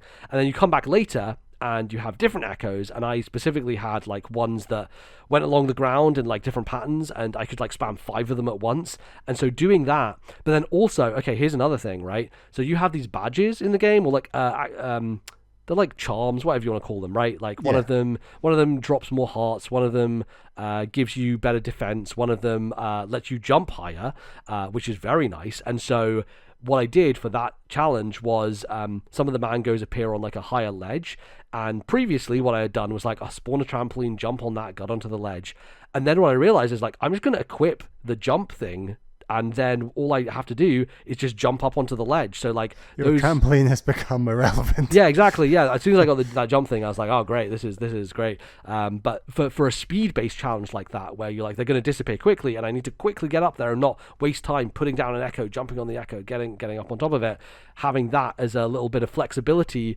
was really nice. So like I had a really great plan in terms of the echoes I was using, and then I had that jump ability, and you do 3 different rounds of that, and then you get a really cool outfit as a reward for doing that. So like I think that there's some really cool rewards you get as a result of doing some of these side quests, and that one was one that I liked doing, figuring out, like going to it and then coming back later and figuring it out later. That was really nice. And I do like that a lot of the towns, basically when you have finished a town, like the Gerudo or the Zora stuff, you go back there afterwards and they have more side quests that populate the area, which is quite nice. So there's stuff that like kind of follows up on some of the story threads that had been covered in that kind of main story part of it, and you kind of follow up on that stuff, which I thought was very, very cool, and I like that they did that. But generally the side quests are pretty fun. Like they're very light, pretty breezy. Some of them require you to think quite creatively of like, how do I get this object to this person, like some of that stuff I thought was really nice. And I did do the one with the fish in the village, the fishing village. No, there's a woman who's like got grilled fish, and she's like, my son is over there, can you please give him this fish dinner? And so you're like, oh, I can just do an echo of the fish, and you go and you take it and you go all the way there and you just echo a fish in front of him, and he's like, not for me.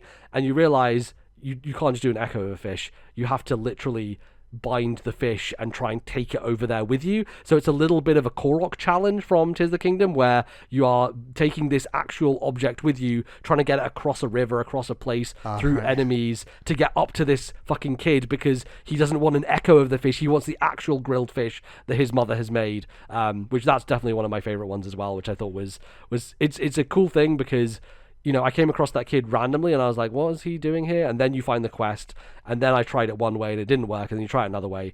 Yeah, a little bit of a journey with that one, which is nice. I liked a similar one with the tumbleweed, and that one, yes. I found myself walking up steps backwards in order to stop the tumbleweed hitting the steps, essentially, and just grabbing it and walking it to the person. I don't know. Yeah, I did not figure that out on my own. I was like, how the fuck do I get this? I was like trying to figure out an echo to like capture the tumbleweed, or like trying to like figure out a way of like how do I move it over here? And I looked it up and I was like, oh, of course, you just use fucking bind on it, because you can just like basically attach it to you, and then you don't have to worry about it breaking, basically. So that one was one I was like, oh, I'm an idiot. How did I not? And I think I was not thinking about bind that much in the early game, and it's only later that I started using it more. It's very, very flexible, basically. You can do a lot of different stuff with it. A lot of people are figuring out crazy tricks where you like bind to you like put down a piece of food and get a flying enemy, and then you bind to that enemy, and that enemy chases the piece of food and it flies you through the air, and like crazy stuff like that, basically, which is awesome. Another one, well, first going to say also that just having side quests in your quest log, like a 3D Zelda, like Breath of the Wild and stuff, is really, really nice. Very and nice, just a great way of winding them up. And then, like you were saying with the end game, like when you beat a side quest, it'll just appear on the screen like a 3D Zelda game. It's like very satisfying, definitely ticking all the right parts of my brain when you just complete that. It's very nice. One I enjoyed, which is kind of feels like real traditional 3D Zelda, is like Hyrule Castle Town, and they say one of these guards is an echo. Which Ah, one? yes. And it's like this mystery thing. And Right. And I won't say what the thing is and how I spotted it, but I was like, oh, of course, look at that thing. Right. It's like not meant to be like that, and I need to. And then I was very chuffed with myself. Nothing specific to this game necessarily, like using the echoes on the other side quest we mentioned, but it's just like it felt incredibly Ocarina of Time. But Yes, it's obviously very much so. a 2D Zelda game, which is cool. Yeah, I really like all the stuff associated with the Hyrule Castle Town area, and I do think that they do, as we said, stories in Zelda games, they're never the most deep or amazing thing in the world, but I think there's a fairy tale charm to Zelda generally, and I think it gets that across in its main story and in its side quests really nicely, of like, oh, this kid went missing, they ran away, and you got to go find them, that sort of thing, of like, where's my horse, can you go track it down for me? Like, I need to do that one still, actually. Yeah, that stuff is really good. So I do appreciate that. And I think there's not overburdening either. Like, I think the pacing is really nice, where, especially after doing the third dungeon, I was like, I want to just do a bit of exploring around. It just felt like a good time to do exploration, find some side quests, and just like kind of knock them off, tick them off a list almost. And a lot of them are also like, hey, can you show me this echo? And you're like, oh, it's not like it's a riddle, but it's like they'll explain what the echo is, and you're like looking through your list, and you're like, do I have that one? Do I have one that fits that description?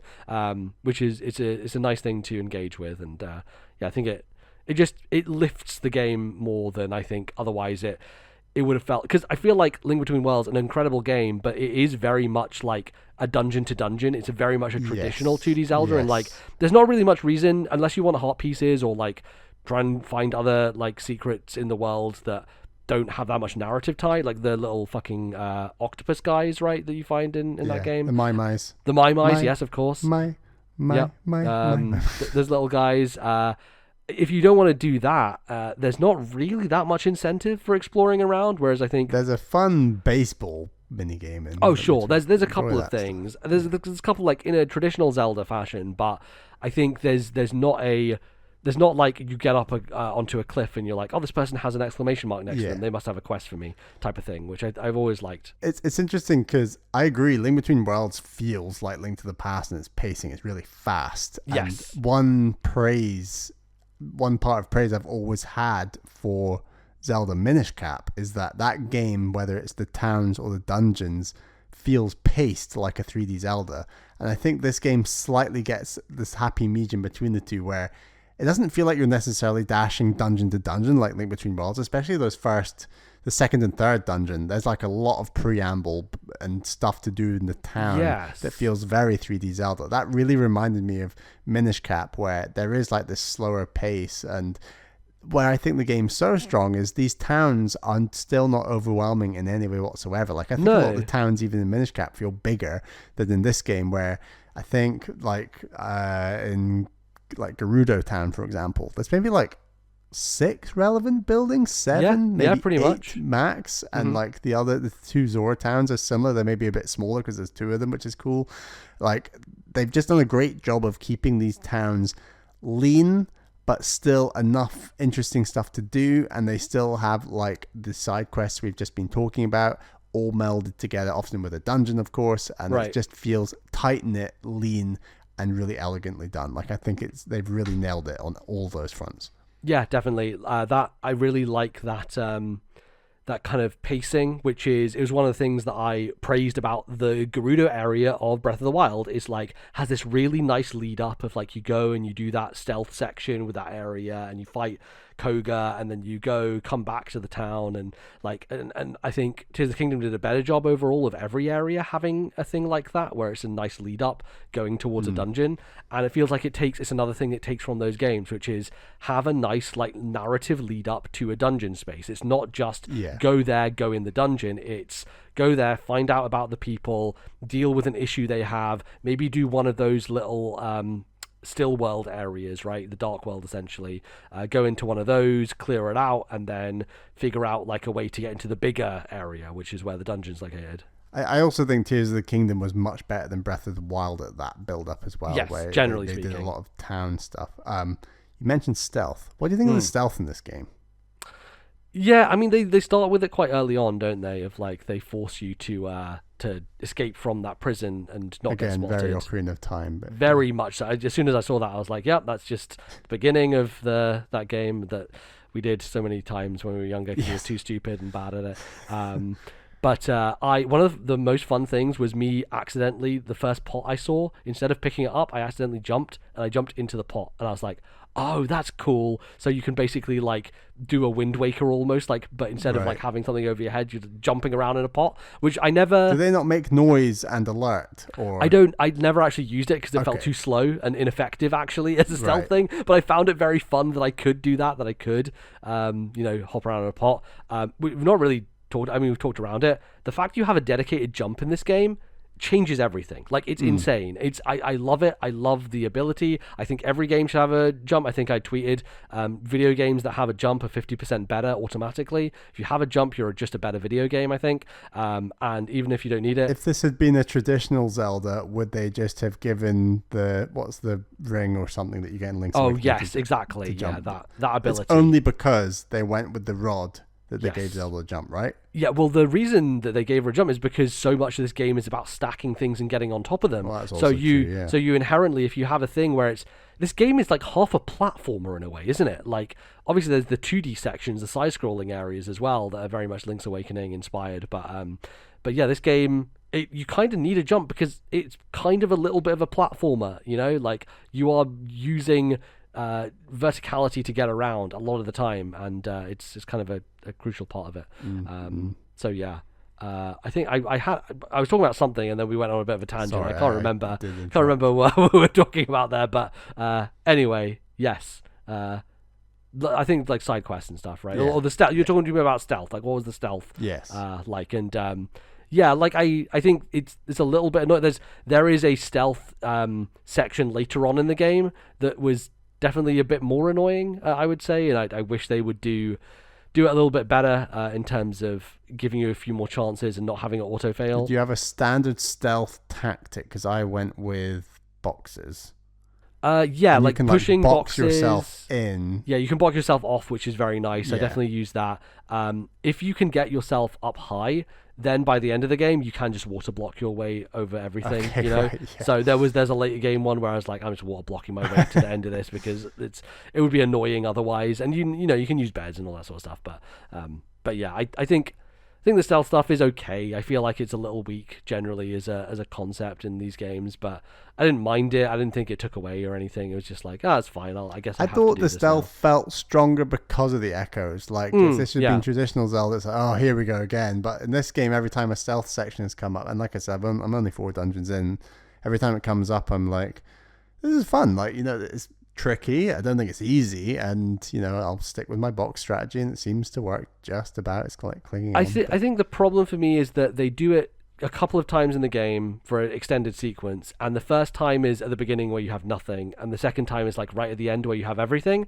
And so I've never felt that it came to me in the middle where I could be creative in the stealth, you know. All right. I think the fourth dungeon has not extended, but a decent chunk of stealth stuff. Okay, maybe I've forgotten about that one, but yeah, maybe there's some stuff going on there. Yeah, I think probably that one is probably the best section in that case because I don't remember much about it, and I probably was able to be a bit more creative of getting around it because I was, you know, by that point you only have 30 echoes as opposed to 100 or whatever, right? So it's more manageable. And interestingly, when you get caught, you get dropped in like a room with shadow enemies that you have to defeat before you can attempt it again, which I just think is a very interesting punishment. I don't know if I love it, to be honest, but it's different. Yeah, definitely for sure.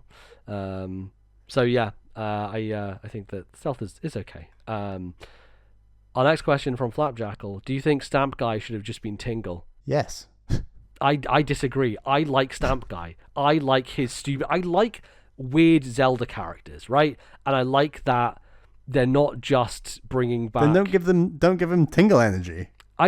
Tingle energy is a thing that is just reserved for Tingle. Other people can be Tingle energied, all right? And I feel like Stamp Guy. I like his hat. I think it's dumb. I think it's dumb in a good way. And it just is very silly as a concept. Now, is he the funniest character? No. Is he like Does his dialogue go on for too long? Yes, absolutely. But You do not see him that often, but okay. is he, is he a bit of a nice little injection of charm into the game?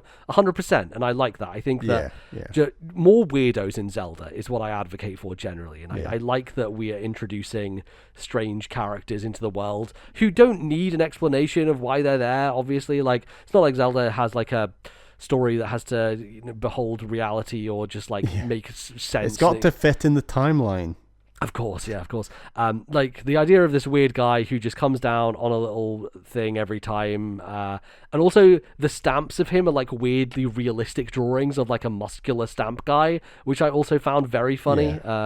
I think it's very effective. It's got a little bit of Beetle energy, a little bit of Tingle energy. I think he's kind of a little bit of blend of both, to be honest with you. So I was just saying we need a ranking of Zeldas based on the weirdos in those games. Oh gosh, man. Twilight Princess has some big weirdos. Twilight Princess is up there. It's pretty high. He's There's got lots the of running guy. It's just you've got the weird-looking children in Twilight Princess. They all just look so fucking strange. Zant is the ultimate weirdo. Yeah, that's pretty high up, I would say. Those children are very strange. Yeah, all those weird children. There's lots of strange stuff in Twilight Princess. I wouldn't call Groose a weirdo. I'd call him like, I don't know. I think Groose has a good arc in that game. Groose is maybe one of the best developed characters in the Zelda series, weirdly. So, I don't know. Skyward Sword has some...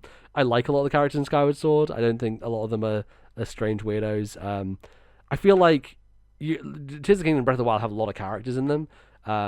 Maybe too many, almost, to find any individual kind of crazy ones. Yeah, I feel like Twilight Princess is my pick, generally. But we should do a ranking of weirdos at some point. Yeah, we should. Our next question is from Super Responsible Leaf. I think I pronounced that correctly. Mm-hmm. What role do you see for Zelda's prominence in future Zelda titles, if at all? Everyone is convinced this isn't just a spin-off, so does this create an expectation she's more than the damsel in the damsel going forward? Yeah, I don't have great hope for that. Reason for it is that there were some interviews going on before this came out. Nintendo are doing their kind of developer chats, which are essentially replacements for Iwata Asks, and Aonuma was basically like, oh, well, we didn't even know it was going to be Zelda until like the last minute. We were like, it doesn't feel right that Link would use this wand. Which character should? Ah, yes, it was Zelda. And I'm like, well, I mean, I think that makes a lot of sense when you think about the way that she's portrayed in the game and all that sort of stuff. It is... It's like Aonuma was like, everyone was keeping on asking me as well, when will it be Zelda? But we couldn't figure out, how does Zelda do a thing? She doesn't use a sword. And I'm like, oh, for fuck's sake. Like, they really... We couldn't figure out how to bring back F-Zero. And then, oh, here's F-Zero 99. There you go. Yeah, it's just a classic Nintendo thing of, like, being a little too wedded to tradition and a little bit wedded to just, like, well, Zelda, she can't use a sword. It's like... She could, you could just let her use one. It's not that difficult. So I don't feel that much hope, if I'm honest. I feel like this could be a situation of like, oh, it was a good idea for this game because it made sense for this mechanic we had and this idea we had. And as we know, Nintendo, they don't give a fuck. They're about making interesting mechanical stuff first. They'll slap a story on it second. They'll decide all that stuff second, every single time. And this is an exact case of that. I mean, one of the interesting things, right, people have been talking about it, but this game started life as a dungeon maker, a Zelda dungeon maker. And Aonuma basically came into it a year into the project and basically did a table flip and was like, no, it should be something else. And so that's why we've ended up with this game instead, which I'm actually thankful for because I would have been less interested in a Zelda dungeon maker, generally speaking. I think it's a cool idea, but it's not something I would be as kind of interested in playing immediately. So it's cool that we got to this, but also this is the first Zelda game ever directed by a woman. So the director of this game is a woman as well, which I thought might have been a reason why playing Zelda. No, it just turns out it's because she's pro Link. Yeah, exactly. So I think I don't have a lot of hope, unfortunately, which is a shame. Don't spoil this if it is spoilers. Okay. But where I'm at in this story, which is fairly early, halfway-ish, Link is still referred to as the hero. Like, Zelda is never referred to as the hero. No. Like, does that flip or has she been given a name at this point in time for where you're at in the game? Um. Well, yeah, because this is so we Yeah. get into it a bit briefly. Well, okay. Let's hold this until we get to the spoiler segment. Okay, Just let's remember to bring hold this this back. thought. Yes, hold that thought until we get there. But yeah, my wider point, I just don't think they view Zelda as the hero. And once you are not the hero, you are not the protagonist. And once you're not the protagonist, you are not the playable character. And I think it's hard for them to break that logic where fans would be like, but Zelda could be the hero. You just have to make her the hero. It's I think it's very simple. You just do it. It's not that hard. Exactly. I was still very shocked that the difference between Breath of the Wild and Tears of the Kingdom. I was shocked when you see all the trailers. Zelda's attire looks like a female version of Link's attire. Like it looks like the female hero, whereas in Breath of the Wild, she's in like a very different attire. So I thought, right, we've got action Zelda in Tears of the Kingdom. That means she's gonna start wielding a sword, or she's gonna get out her staff. Like there's gonna be playable Zelda in Tears of the Kingdom. I was convinced, and obviously that did not come to pass. I definitely don't think this game is a spin-off, but like we've said, I don't think Nintendo's attitude has changed in the slightest. No, yeah, I think chances of the next 3D Zelda game having Zelda as a playable character, I would say close to zero. Yeah, probably. And I think they'll be like, well, we've done the one where she was playable, so now we have to go back to Link. It's like Anuma's like, stop asking me about it. I did it. I feel like that's going to be the thing, which sucks, but it's the way it is. So yeah, it's how Nintendo operates as a company. Always game mechanic first, and everything else second. They just don't care unless Koizumi is involved. They just don't care, unfortunately. So final question from Turtle: do you feel like it is a good continuation of the 2D Zelda series, or is it Zelda Breath of the Wild 2D?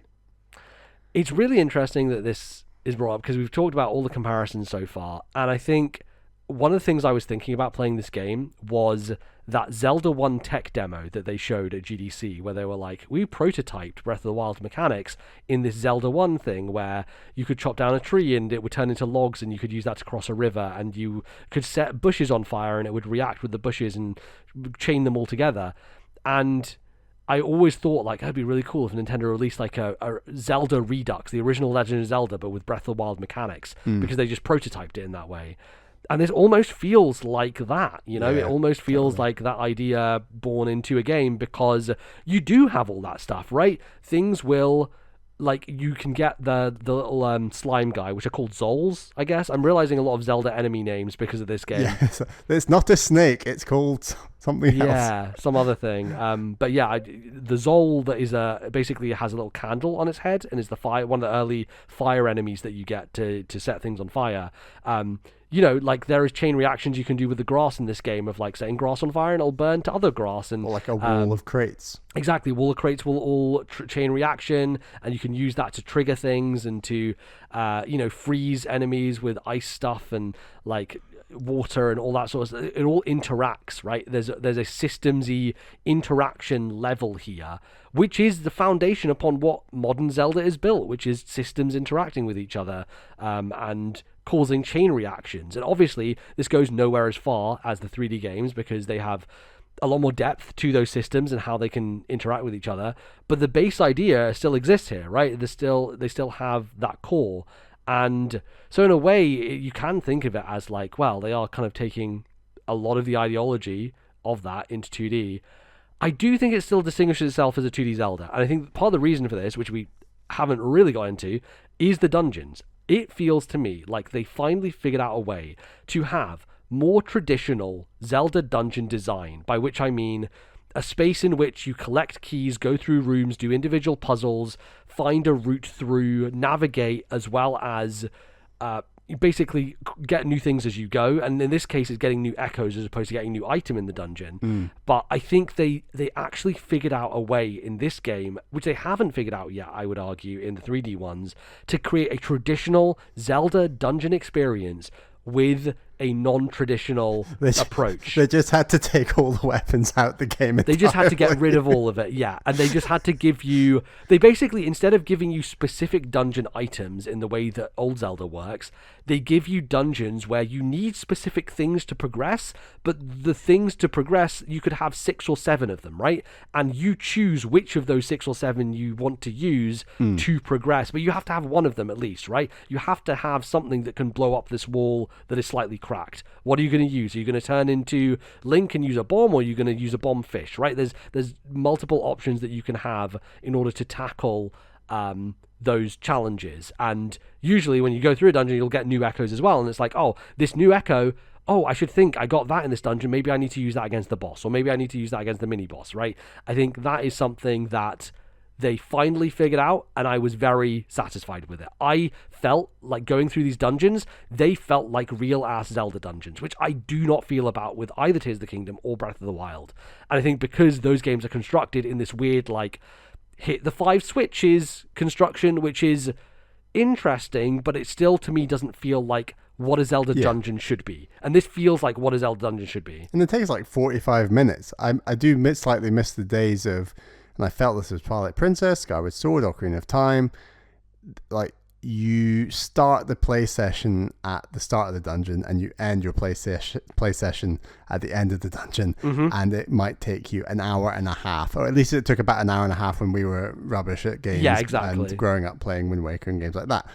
Maybe we could do it now in, like, I don't know, an hour, 10 minutes. Yeah. Either way, it's a long time. It requires you to think. It requires you to defeat enemies. They're like all the dungeons it's navigational stuff as well, right? It's like, how do I, if I go this direction, what do I do here? How do I get back? Like, yeah, all the dungeons I've done so far are very linear, and like Mark Brown's done a great breakdown of like how different Zelda dungeons there's like 3 different types of Zelda dungeons. They definitely get more complex. I would say the back 3 dungeons are more interesting in that way. Okay. And like, you have to use the warp within those dungeons to get around, because they give you warps early on in these early dungeons, and it never really feels like you need them. Later, you have to use them. And really cool invention, by the way. I can't think of any other Zelda that's got mid-warping in that sense within dungeons. Absolutely. I really like it. I think it makes the flow so much better, and it makes it so that you aren't doing annoying backtracking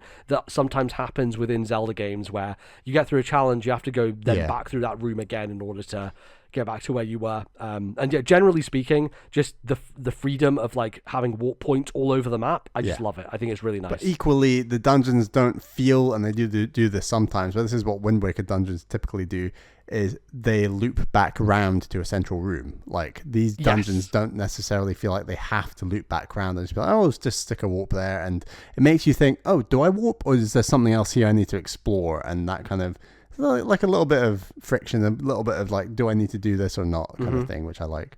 Yeah, definitely. And I like also that a lot of the hidden treasure chests, or the tough to get treasure chests, are ones where you do really need to kind of think about them a lot, and are like, I think one of the things that a lot of people complain about the new Zelda games, which I definitely have at points in the past, is none of the rewards feel satisfying. You know, you open a chest and you're like, oh, it's a thing that I don't want to use, or I have too many weapons, or whatever, right? Like, there's a little bit of problem there. And I think this has the same issue, which is, oh, I got an ingredient for a smoothie. It's like, not, or I got a rupee. It's not that exciting getting chests, but I think it's never really been about that for me with Zelda games. The satisfaction of getting a chest is figuring out the puzzle of how to get to that chest, right? That for me is the dopamine hit of like, oh, I did it. And the opening the chest is just like the little cherry on top. It's like, what is inside ultimately doesn't matter. What matters is that I figured out how to get there, and it gets ticked off my map. That's what matters to me. And so I do like the puzzles surrounding additional chests in dungeons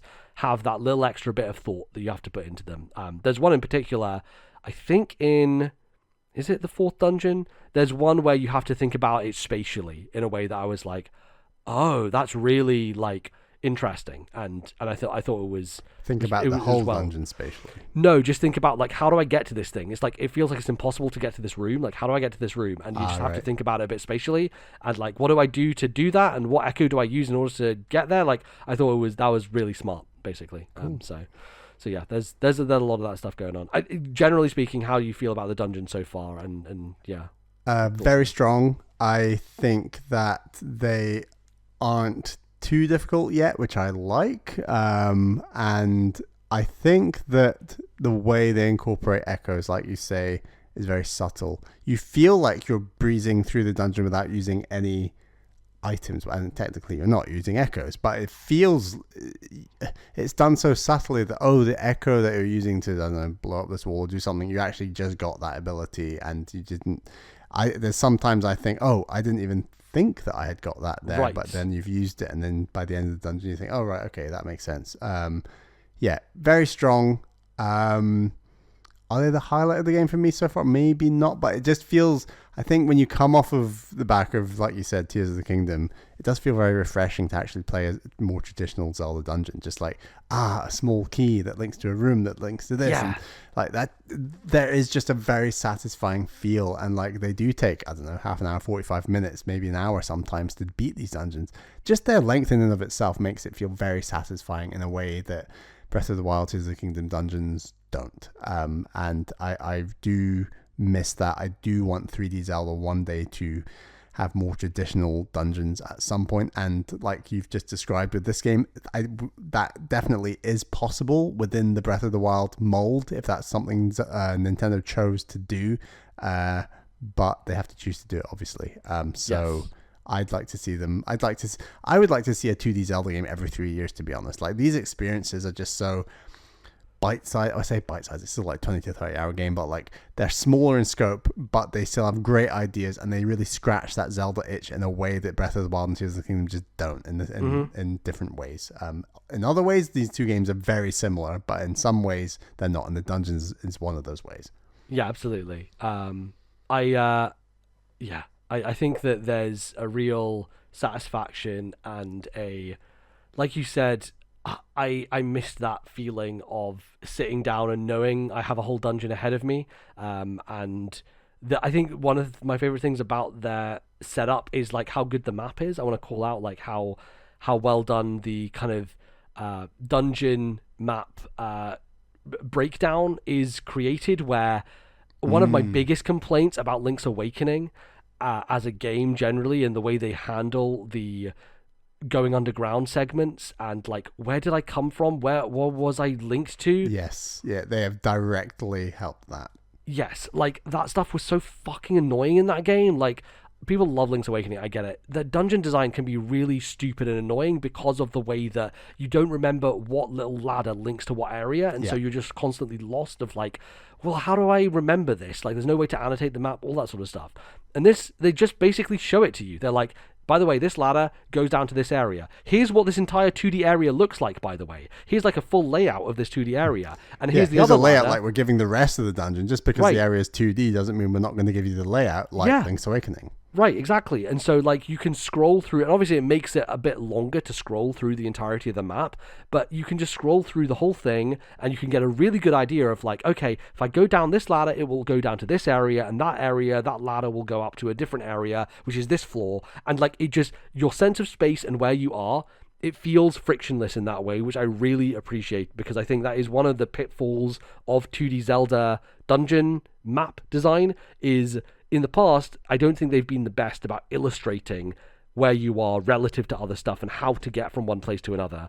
And this game, especially in the later ones, having that is a real boon, because I think it would have been annoying and frustrating otherwise, of like trying to remember. And I know a lot of people would be like, well, part of the thing is remembering the space, but I think like we're kind of past that. We're kind of past that era now, and I don't think that is something that we have to be relying on. So I'm very glad that they made that correction here, and like corrected it in a great, they went even further than I would even ask them to go, by showing the actual layout of the 2D areas, which, to be fair, I think they have to, because at this point there are a lot of 2D sections of dungeons which are quite complex and big in their own right, and like quite large areas, so you do need to have a good idea of like, is there a treasure chest down here, and like where is that located, that sort of stuff. So overall, I'm very high on the dungeons in this game. I think the one thing that lets them down is that like I said, I can't remember a great deal about them from a thematic standpoint. They certainly have theming to them, but I think because you're not in a 3D space experiencing like a great like aesthetic that is like custom made. Like a lot of 3D dungeons in Zelda feel very custom, whereas similar to the overworld in this, there's kind of a bit more of a tile set feel to 2D Zelda, and so by necessity, it's very difficult to remember individual dungeons, individual moments in 2D Zelda, which we've talked about a lot in the past, and I think it's still the same issue here, unfortunately. I don't really know how you fix it, if I'm honest, because it's kind of feels like a problem that's just kind of endemic to the type of game that you're making with a 2D Zelda like this. So yeah. So I guess to answer that question, is it a continuation of 2D Zelda or Breath of the Wild 2? I think the dungeons, for me, make it more of a continuation of the 2D Zelda, because that's such a core part of this game and such a thing that is important to the way that it's structured, that I think it still feels like a 2D Zelda to me. So, yeah. Cool. Great. Well, are there any things that we haven't covered, Mally, and all these questions and talking about everything before we go into, talking about some spoilery stuff? I'm pretty confident we've covered everything. Okay, cool. So what we're going to do is we're going to put a timestamp here, and if you don't want to hear anything around like the midpoint of the game, which is where up to the end of the fourth or the cutscene after the fourth dungeon. Yes, a little bit of story stuff that happens after the fourth dungeon. That's basically where you want to cut off. If you want to listen, stay tuned. Otherwise, we'll see you later. Thanks for listening, and we'll see you next time with a regular episode. Let's talk about some stuff. And it's interesting with Zelda because, like, can you really spoil a Zelda plot? Can you really spoil a Zelda whatever? But I think there's some stuff in here in terms of like some echoes you might get later on, or like a little bit of the story stuff. Should we talk about that hero thing that we were kind of alluding to before? Okay, I need your help with this one. So yeah. I've done the fourth dungeon, and then there's like a cutscene, and they say, "Oh, turns out Ganon or whoever can create echoes as well." Yes. We need to go after these other three regions, get there, whatever they need to help the goddess, blah, blah, blah, blah, blah, as Zelda does normally. Mm-hmm. But then there's a line from the king that says something about, the legend says there will be a hero, and I've forgotten the name of the other one. It's called... The name is a priestess. Priestess. Okay, yes. So I've got two theories, and maybe you don't have to answer this, or maybe it's spoilers if you answer this. So I was immediately like, right, Nintendo, this is your opportunity to help Zelda be the hero. Like so the immediate thing that people will be thinking is, well, Link is the hero and Zelda is the priestess. Of course, yes. My hope is that something happens in the plot. Link is not the hero. Zelda is the hero. Right. And the priestess is Impa. Ooh, yeah. But the way that you're reacting makes me think that's not going to happen. So like, I just wanted it to be like, this is repeated in loads of stories, isn't it? Where they have a prophecy, right? You know, it's like a prophecy that kind of like is misread essentially. The prophecy that's misread. That is what I was really hoping when the king is so emphatic about this prophecy and being a hero and a priestess. And from everything you were saying about the game, all I'll say is that the company making this is Nintendo. My theory is out the window, but I'm glad you appreciated my theory. No, I think it's far more interesting than what Nintendo would ever do, unfortunately. Yeah, I think what also kind of backed up my theory in that moment was you only see Impa at the start of the game, and then you only see her again at like this after you beat this fourth dungeon, and then it's like one of the things I found kind of interesting early on was like Impa can't see Tri, and I was like, what's going on with that? Like, what? Why can't you? And then you meet someone else and they can, and I'm like, how can this person see them but Impa can't? Like, they do a little bit of like, is Impa something up with Impa there because she can't see it? Like, and then obviously you figure out that the reason people can see Tri is if they've touched the still world or gone into that world, then they can understand or see them, and they exist basically. Which I don't know how that works with Zelda, because Tri just like kind of comes to Zelda immediately, and I don't think she's been in the still world at that point in time. Maybe it's just a weird, she's a princess, magical, whatever. Like, I'm very interested in who Tri is and why they are like fixing all the rifts or whatever they're called. And have they kind of talked about like the big bad stuff at this point in the midpoint of the game? You fight Echo Ganon Yes. as the final boss of the 4th dungeon, and Yeah. then they basically say, oh, but it was only an echo. It must be being controlled by Something the real else. Ganon. That's all Right. they've said. Right, interesting. Okay, yeah, I think have you seen anything else with that? Like, did anything else, like when Ganon, I can't remember what happens at the end of that fight. Does like something come and take Ganon, or Oh, good shout. Yes. Link appears right? and then gets put in a crystal and sucked away. Ah, okay, yes, okay, yeah. I don't think you see anything else. Okay, yeah, I wonder, because there is something that you do see eventually, but I can't remember if it's the end of that or not. So I won't say anything about that. But yeah, I think fighting Link is interesting in this game. Like, you fight him a few times, and I think every time you come across him, it's like a different type of challenge, and you get different tools from fighting him, basically. Right.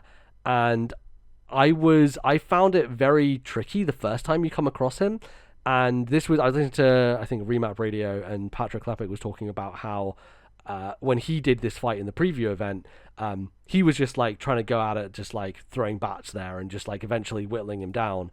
And again, this is very early on in the game, so I'm not really thinking about bind. The way you're supposed to do that first fight with Link with the shield is you're supposed to use bind on the shield to tug it away from him, basically, to leave him open.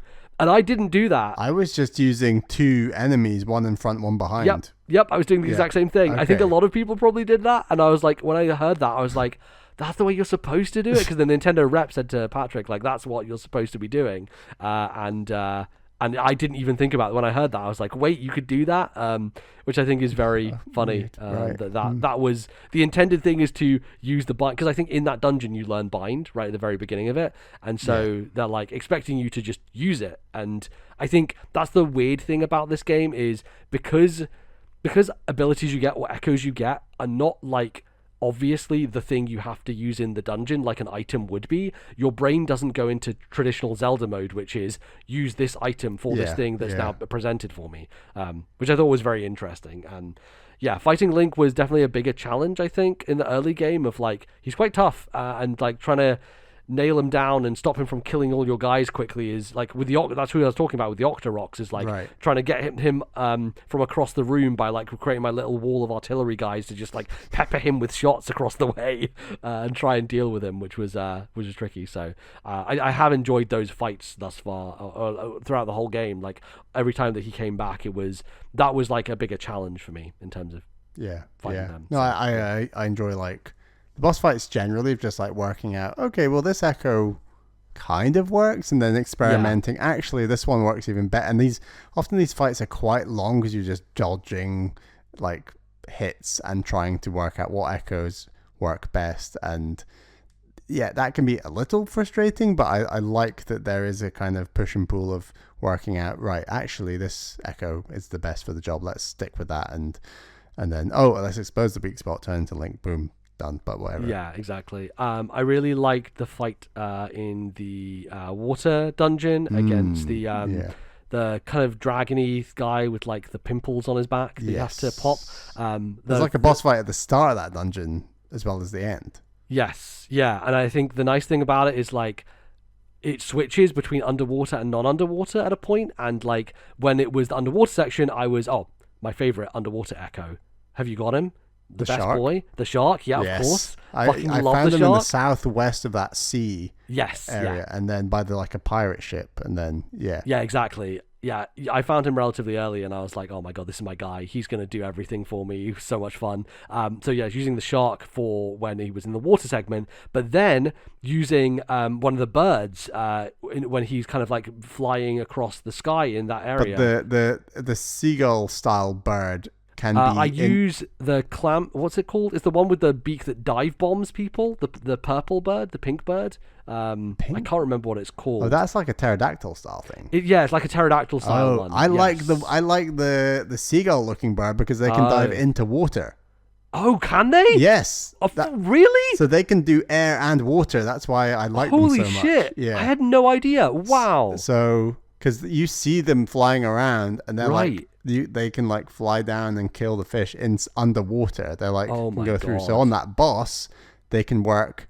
They can't work sea and they can't work air and sea, but they can go from the air to attack the sea. They can't survive underwater, if that makes sense. But okay, they can still, got you can still use them to attack into the water. They can basically like hit something that's in water and then come back out of it. Is the idea? And I don't think a crow can. Yeah. No, it can't. And the Guay, Guay is the pink bird with the giant beak, basically. Right. Yeah. And it dive bombs things, so I found it useful to use against things like Octoroks because it wouldn't be hit by them and it could dive bomb them from far away, basically. Yes, yeah.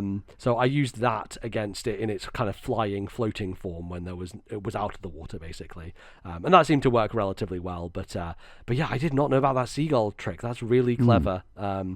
Yeah, I think that's the cool thing about this game is like there's probably so many interactions that neither of us still know about and will be discovered as people dig into it. I'd love to you could just log in and watch a streamer and they'll have like a whole set of echoes they use that probably someone else hasn't used, and you can just like, oh crap, like well, like someone in the Discord mentioned about the spider, and then I was like, well, that makes sense. That broke my brain when I saw that. I was like, wait a second, you can do what? And there's later on in the game there's a race side quest where you're like trying to get to the top of this mountain area, and it's very difficult, like trying to get there before this person you're going up against. And I was like, I just read that on the Discord and I was like, wait a second, what if I just... And so I basically took the spider and basically shortcutted the entire race and basically cheated my way to the finish. And I was like, that was very satisfying. That was very, very fun to do that to specifically finish this side quest. So stuff like that is very, very good. And I enjoyed it quite a lot. Any other kind of like specific echoes that you thought were a bit more spoilery or later things that you wanted to... kind of get into? Not off the top of my head. I think I've covered the ones, but equally, like I said, I'm not as far as you've been. So yeah. I think maybe next time when you have finished it, we can maybe have a small chat at the end of like full spoilers and just kind of like go on. Give our final thoughts on it. We need to like also estimate, and I'm not there yet, but like where is this one of our favorite Zeldas? Is it one of our favorite 2D Zeldas? Is it something very different? Do you have any early on impressions having beaten the game? Yes. My instinct is it's probably either number 2 or number 3 for 2D Zeldas for me. Number 1, I think, is still Link Between Worlds. I think for me, it's just so fluid. I think its core mechanic is just so interesting. Like the going flat on the wall and the way they integrate that in puzzle solving and traversal, it's just a genius mechanic. It's like smart. That one boss battle where you merge into his shield and then you get behind him and pop out and slash the back. That's one of the coolest Zelda puzzle related battle things ever. Like it's awesome. It's amazing. And I think like it's so difficult to challenge a game like that. Like it's so smooth and seamless and just immaculately paced. And obviously I think there's like the 3D element to it as well, with like that second dungeon with the hammer and like the way that the stereoscopic 3D works. It's just beautiful. Like the twist with the plot. I think one of the best Zelda stories as well, Link Between Worlds. Like really great, fun plot stuff going on there. And I think for me that is still my number 1 2D Zelda. It's going to be very hard to beat, I think. I think 2 is probably this or Minish Cap. I think those are the ones vying for second place, really, for me. So it's definitely up there. It probably is above Minish Cap, I think, because Minish Cap is great, but I do think it still is a little bit of its era, of its time. There's some clunky stuff in there, for sure. There's some clunky stuff, and going back to it today as opposed to like 7-8 years ago when I first played it, it probably wouldn't hold up quite as well. So I do think it's probably this, then Minish Cap, and then probably Link's Awakening after that. Or actually, no, I like Oracle of Seasons more than Link's Awakening. I would go Oracle of Seasons, then Link's Awakening, then Oracle of Ages, and then probably... Actually, no. I would put Link to the Past above... I would put Link to the Past probably just below Link's Awakening. Oracle of Ages is my least favorite 2D Zelda, I think, overall. Okay. So yeah. Not what most people would say, because most people are like, Link to the Past, the greatest thing ever made by humans. I'm like, okay, guys, it's pretty good. But it's pretty good. It's pretty good. It's not top tier, but how are you feeling right now? Do you think it would challenge Link Between Worlds for the top spot for you, or is it too difficult? Link Between Worlds is very good, but I really, really like the slower build, like we were discussing before, with the towns and the people, and not just walking straight into all the side quest stuff is just so nice. Side quest stuff. I'm a sucker for a lot of that stuff, but I'm interested to see how I'll feel with the overall experience, because Link Between Worlds is a really, really special game. And obviously it's very special for this podcast. I'm not trying to be too nostalgic, but of course, it's just a very immaculate game. And yeah, I imagine it will remain number one, and this might be number two, but I also very much love Minish Cap. My ranking would be very similar to yours, to be honest. I maybe like Link's Awakening more than Link to the Past, but maybe you said that anyway. I think generally our 2D Zelda opinions align quite similarly. So I think trying to meld them with a 3D list would be very interesting and difficult, but we will definitely do it one day. Yes, absolutely. Cool. Well, I think that's going to do us. But we've talked for 2 hours about Zelda. Who would have imagined? What a thing. That's only a fraction of what we have to say about it. Of course, it. Really. of course. Yeah, absolutely. There's also everyone writing in. If you liked that format, we might do that again in the future, especially when like a big Nintendo game comes out would be the time that we do it, because everyone's playing it. Everyone's got thoughts and feelings and questions. So if you liked it, do let us know, and we might do this again in the future. I think Nintendo might have some pretty big games coming out next year with the Switch maybe. too. So maybe we could do it around that. Who knows? Yeah, we'll see. Lovely. Well, that is going to do us. You can obviously find us in various places, and you can write into us as well. You know, obviously people wrote into us on our Discord, which you can join, which is a link in the description of the show notes. Go over there, say hi, hang out. A lot of anime bullshit chat happening because I started Virtue's Last Reward today, so I'm going to be chronicling my journey through everyone's. I need to start Danganronpa and start posting in there. Yeah, that's my plan. There we go. Yeah. So join in for that. But if you would like to email the show on a more regular basis, Bally, where would they go to do that? Please email thisnintendolife@gmail.com. That is thisnintendolife@gmail.com. Fantastic. Go give us some emails for the next episode and for subsequent ones as well, and we'll read them out.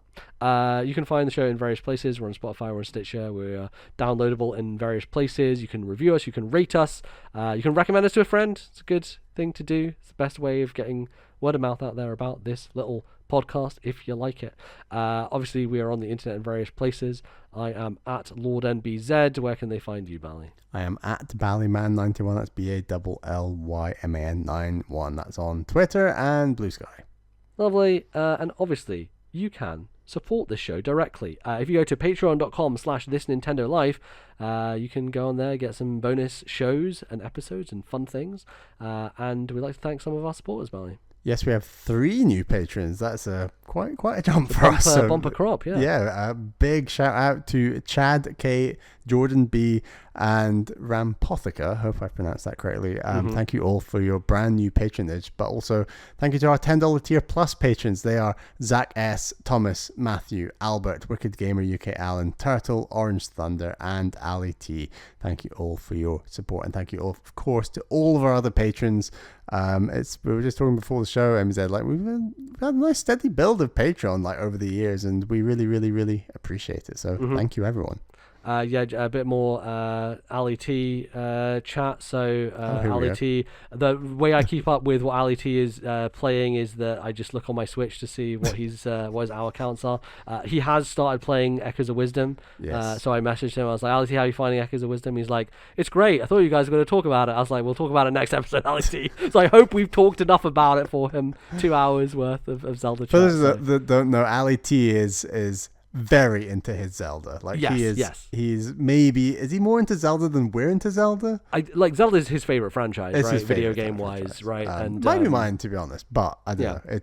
He's growing up, he was always like blasting through Zelda at speeds that we were just so far off. MBZ. Zelda is the series that the three of us like connect with as a friend group the most, basically. Oh, definitely. It's a special one, so it's always very cool when a new one comes out. So I hope Ali T is enjoying his journey through Echoes of Wisdom. All right, well, that is going to do us. Thanks, everybody, for listening. We'll be back with some more chat, some more video games in a couple of weeks' time. Until then, thanks so much for listening. See you then. Bye-bye.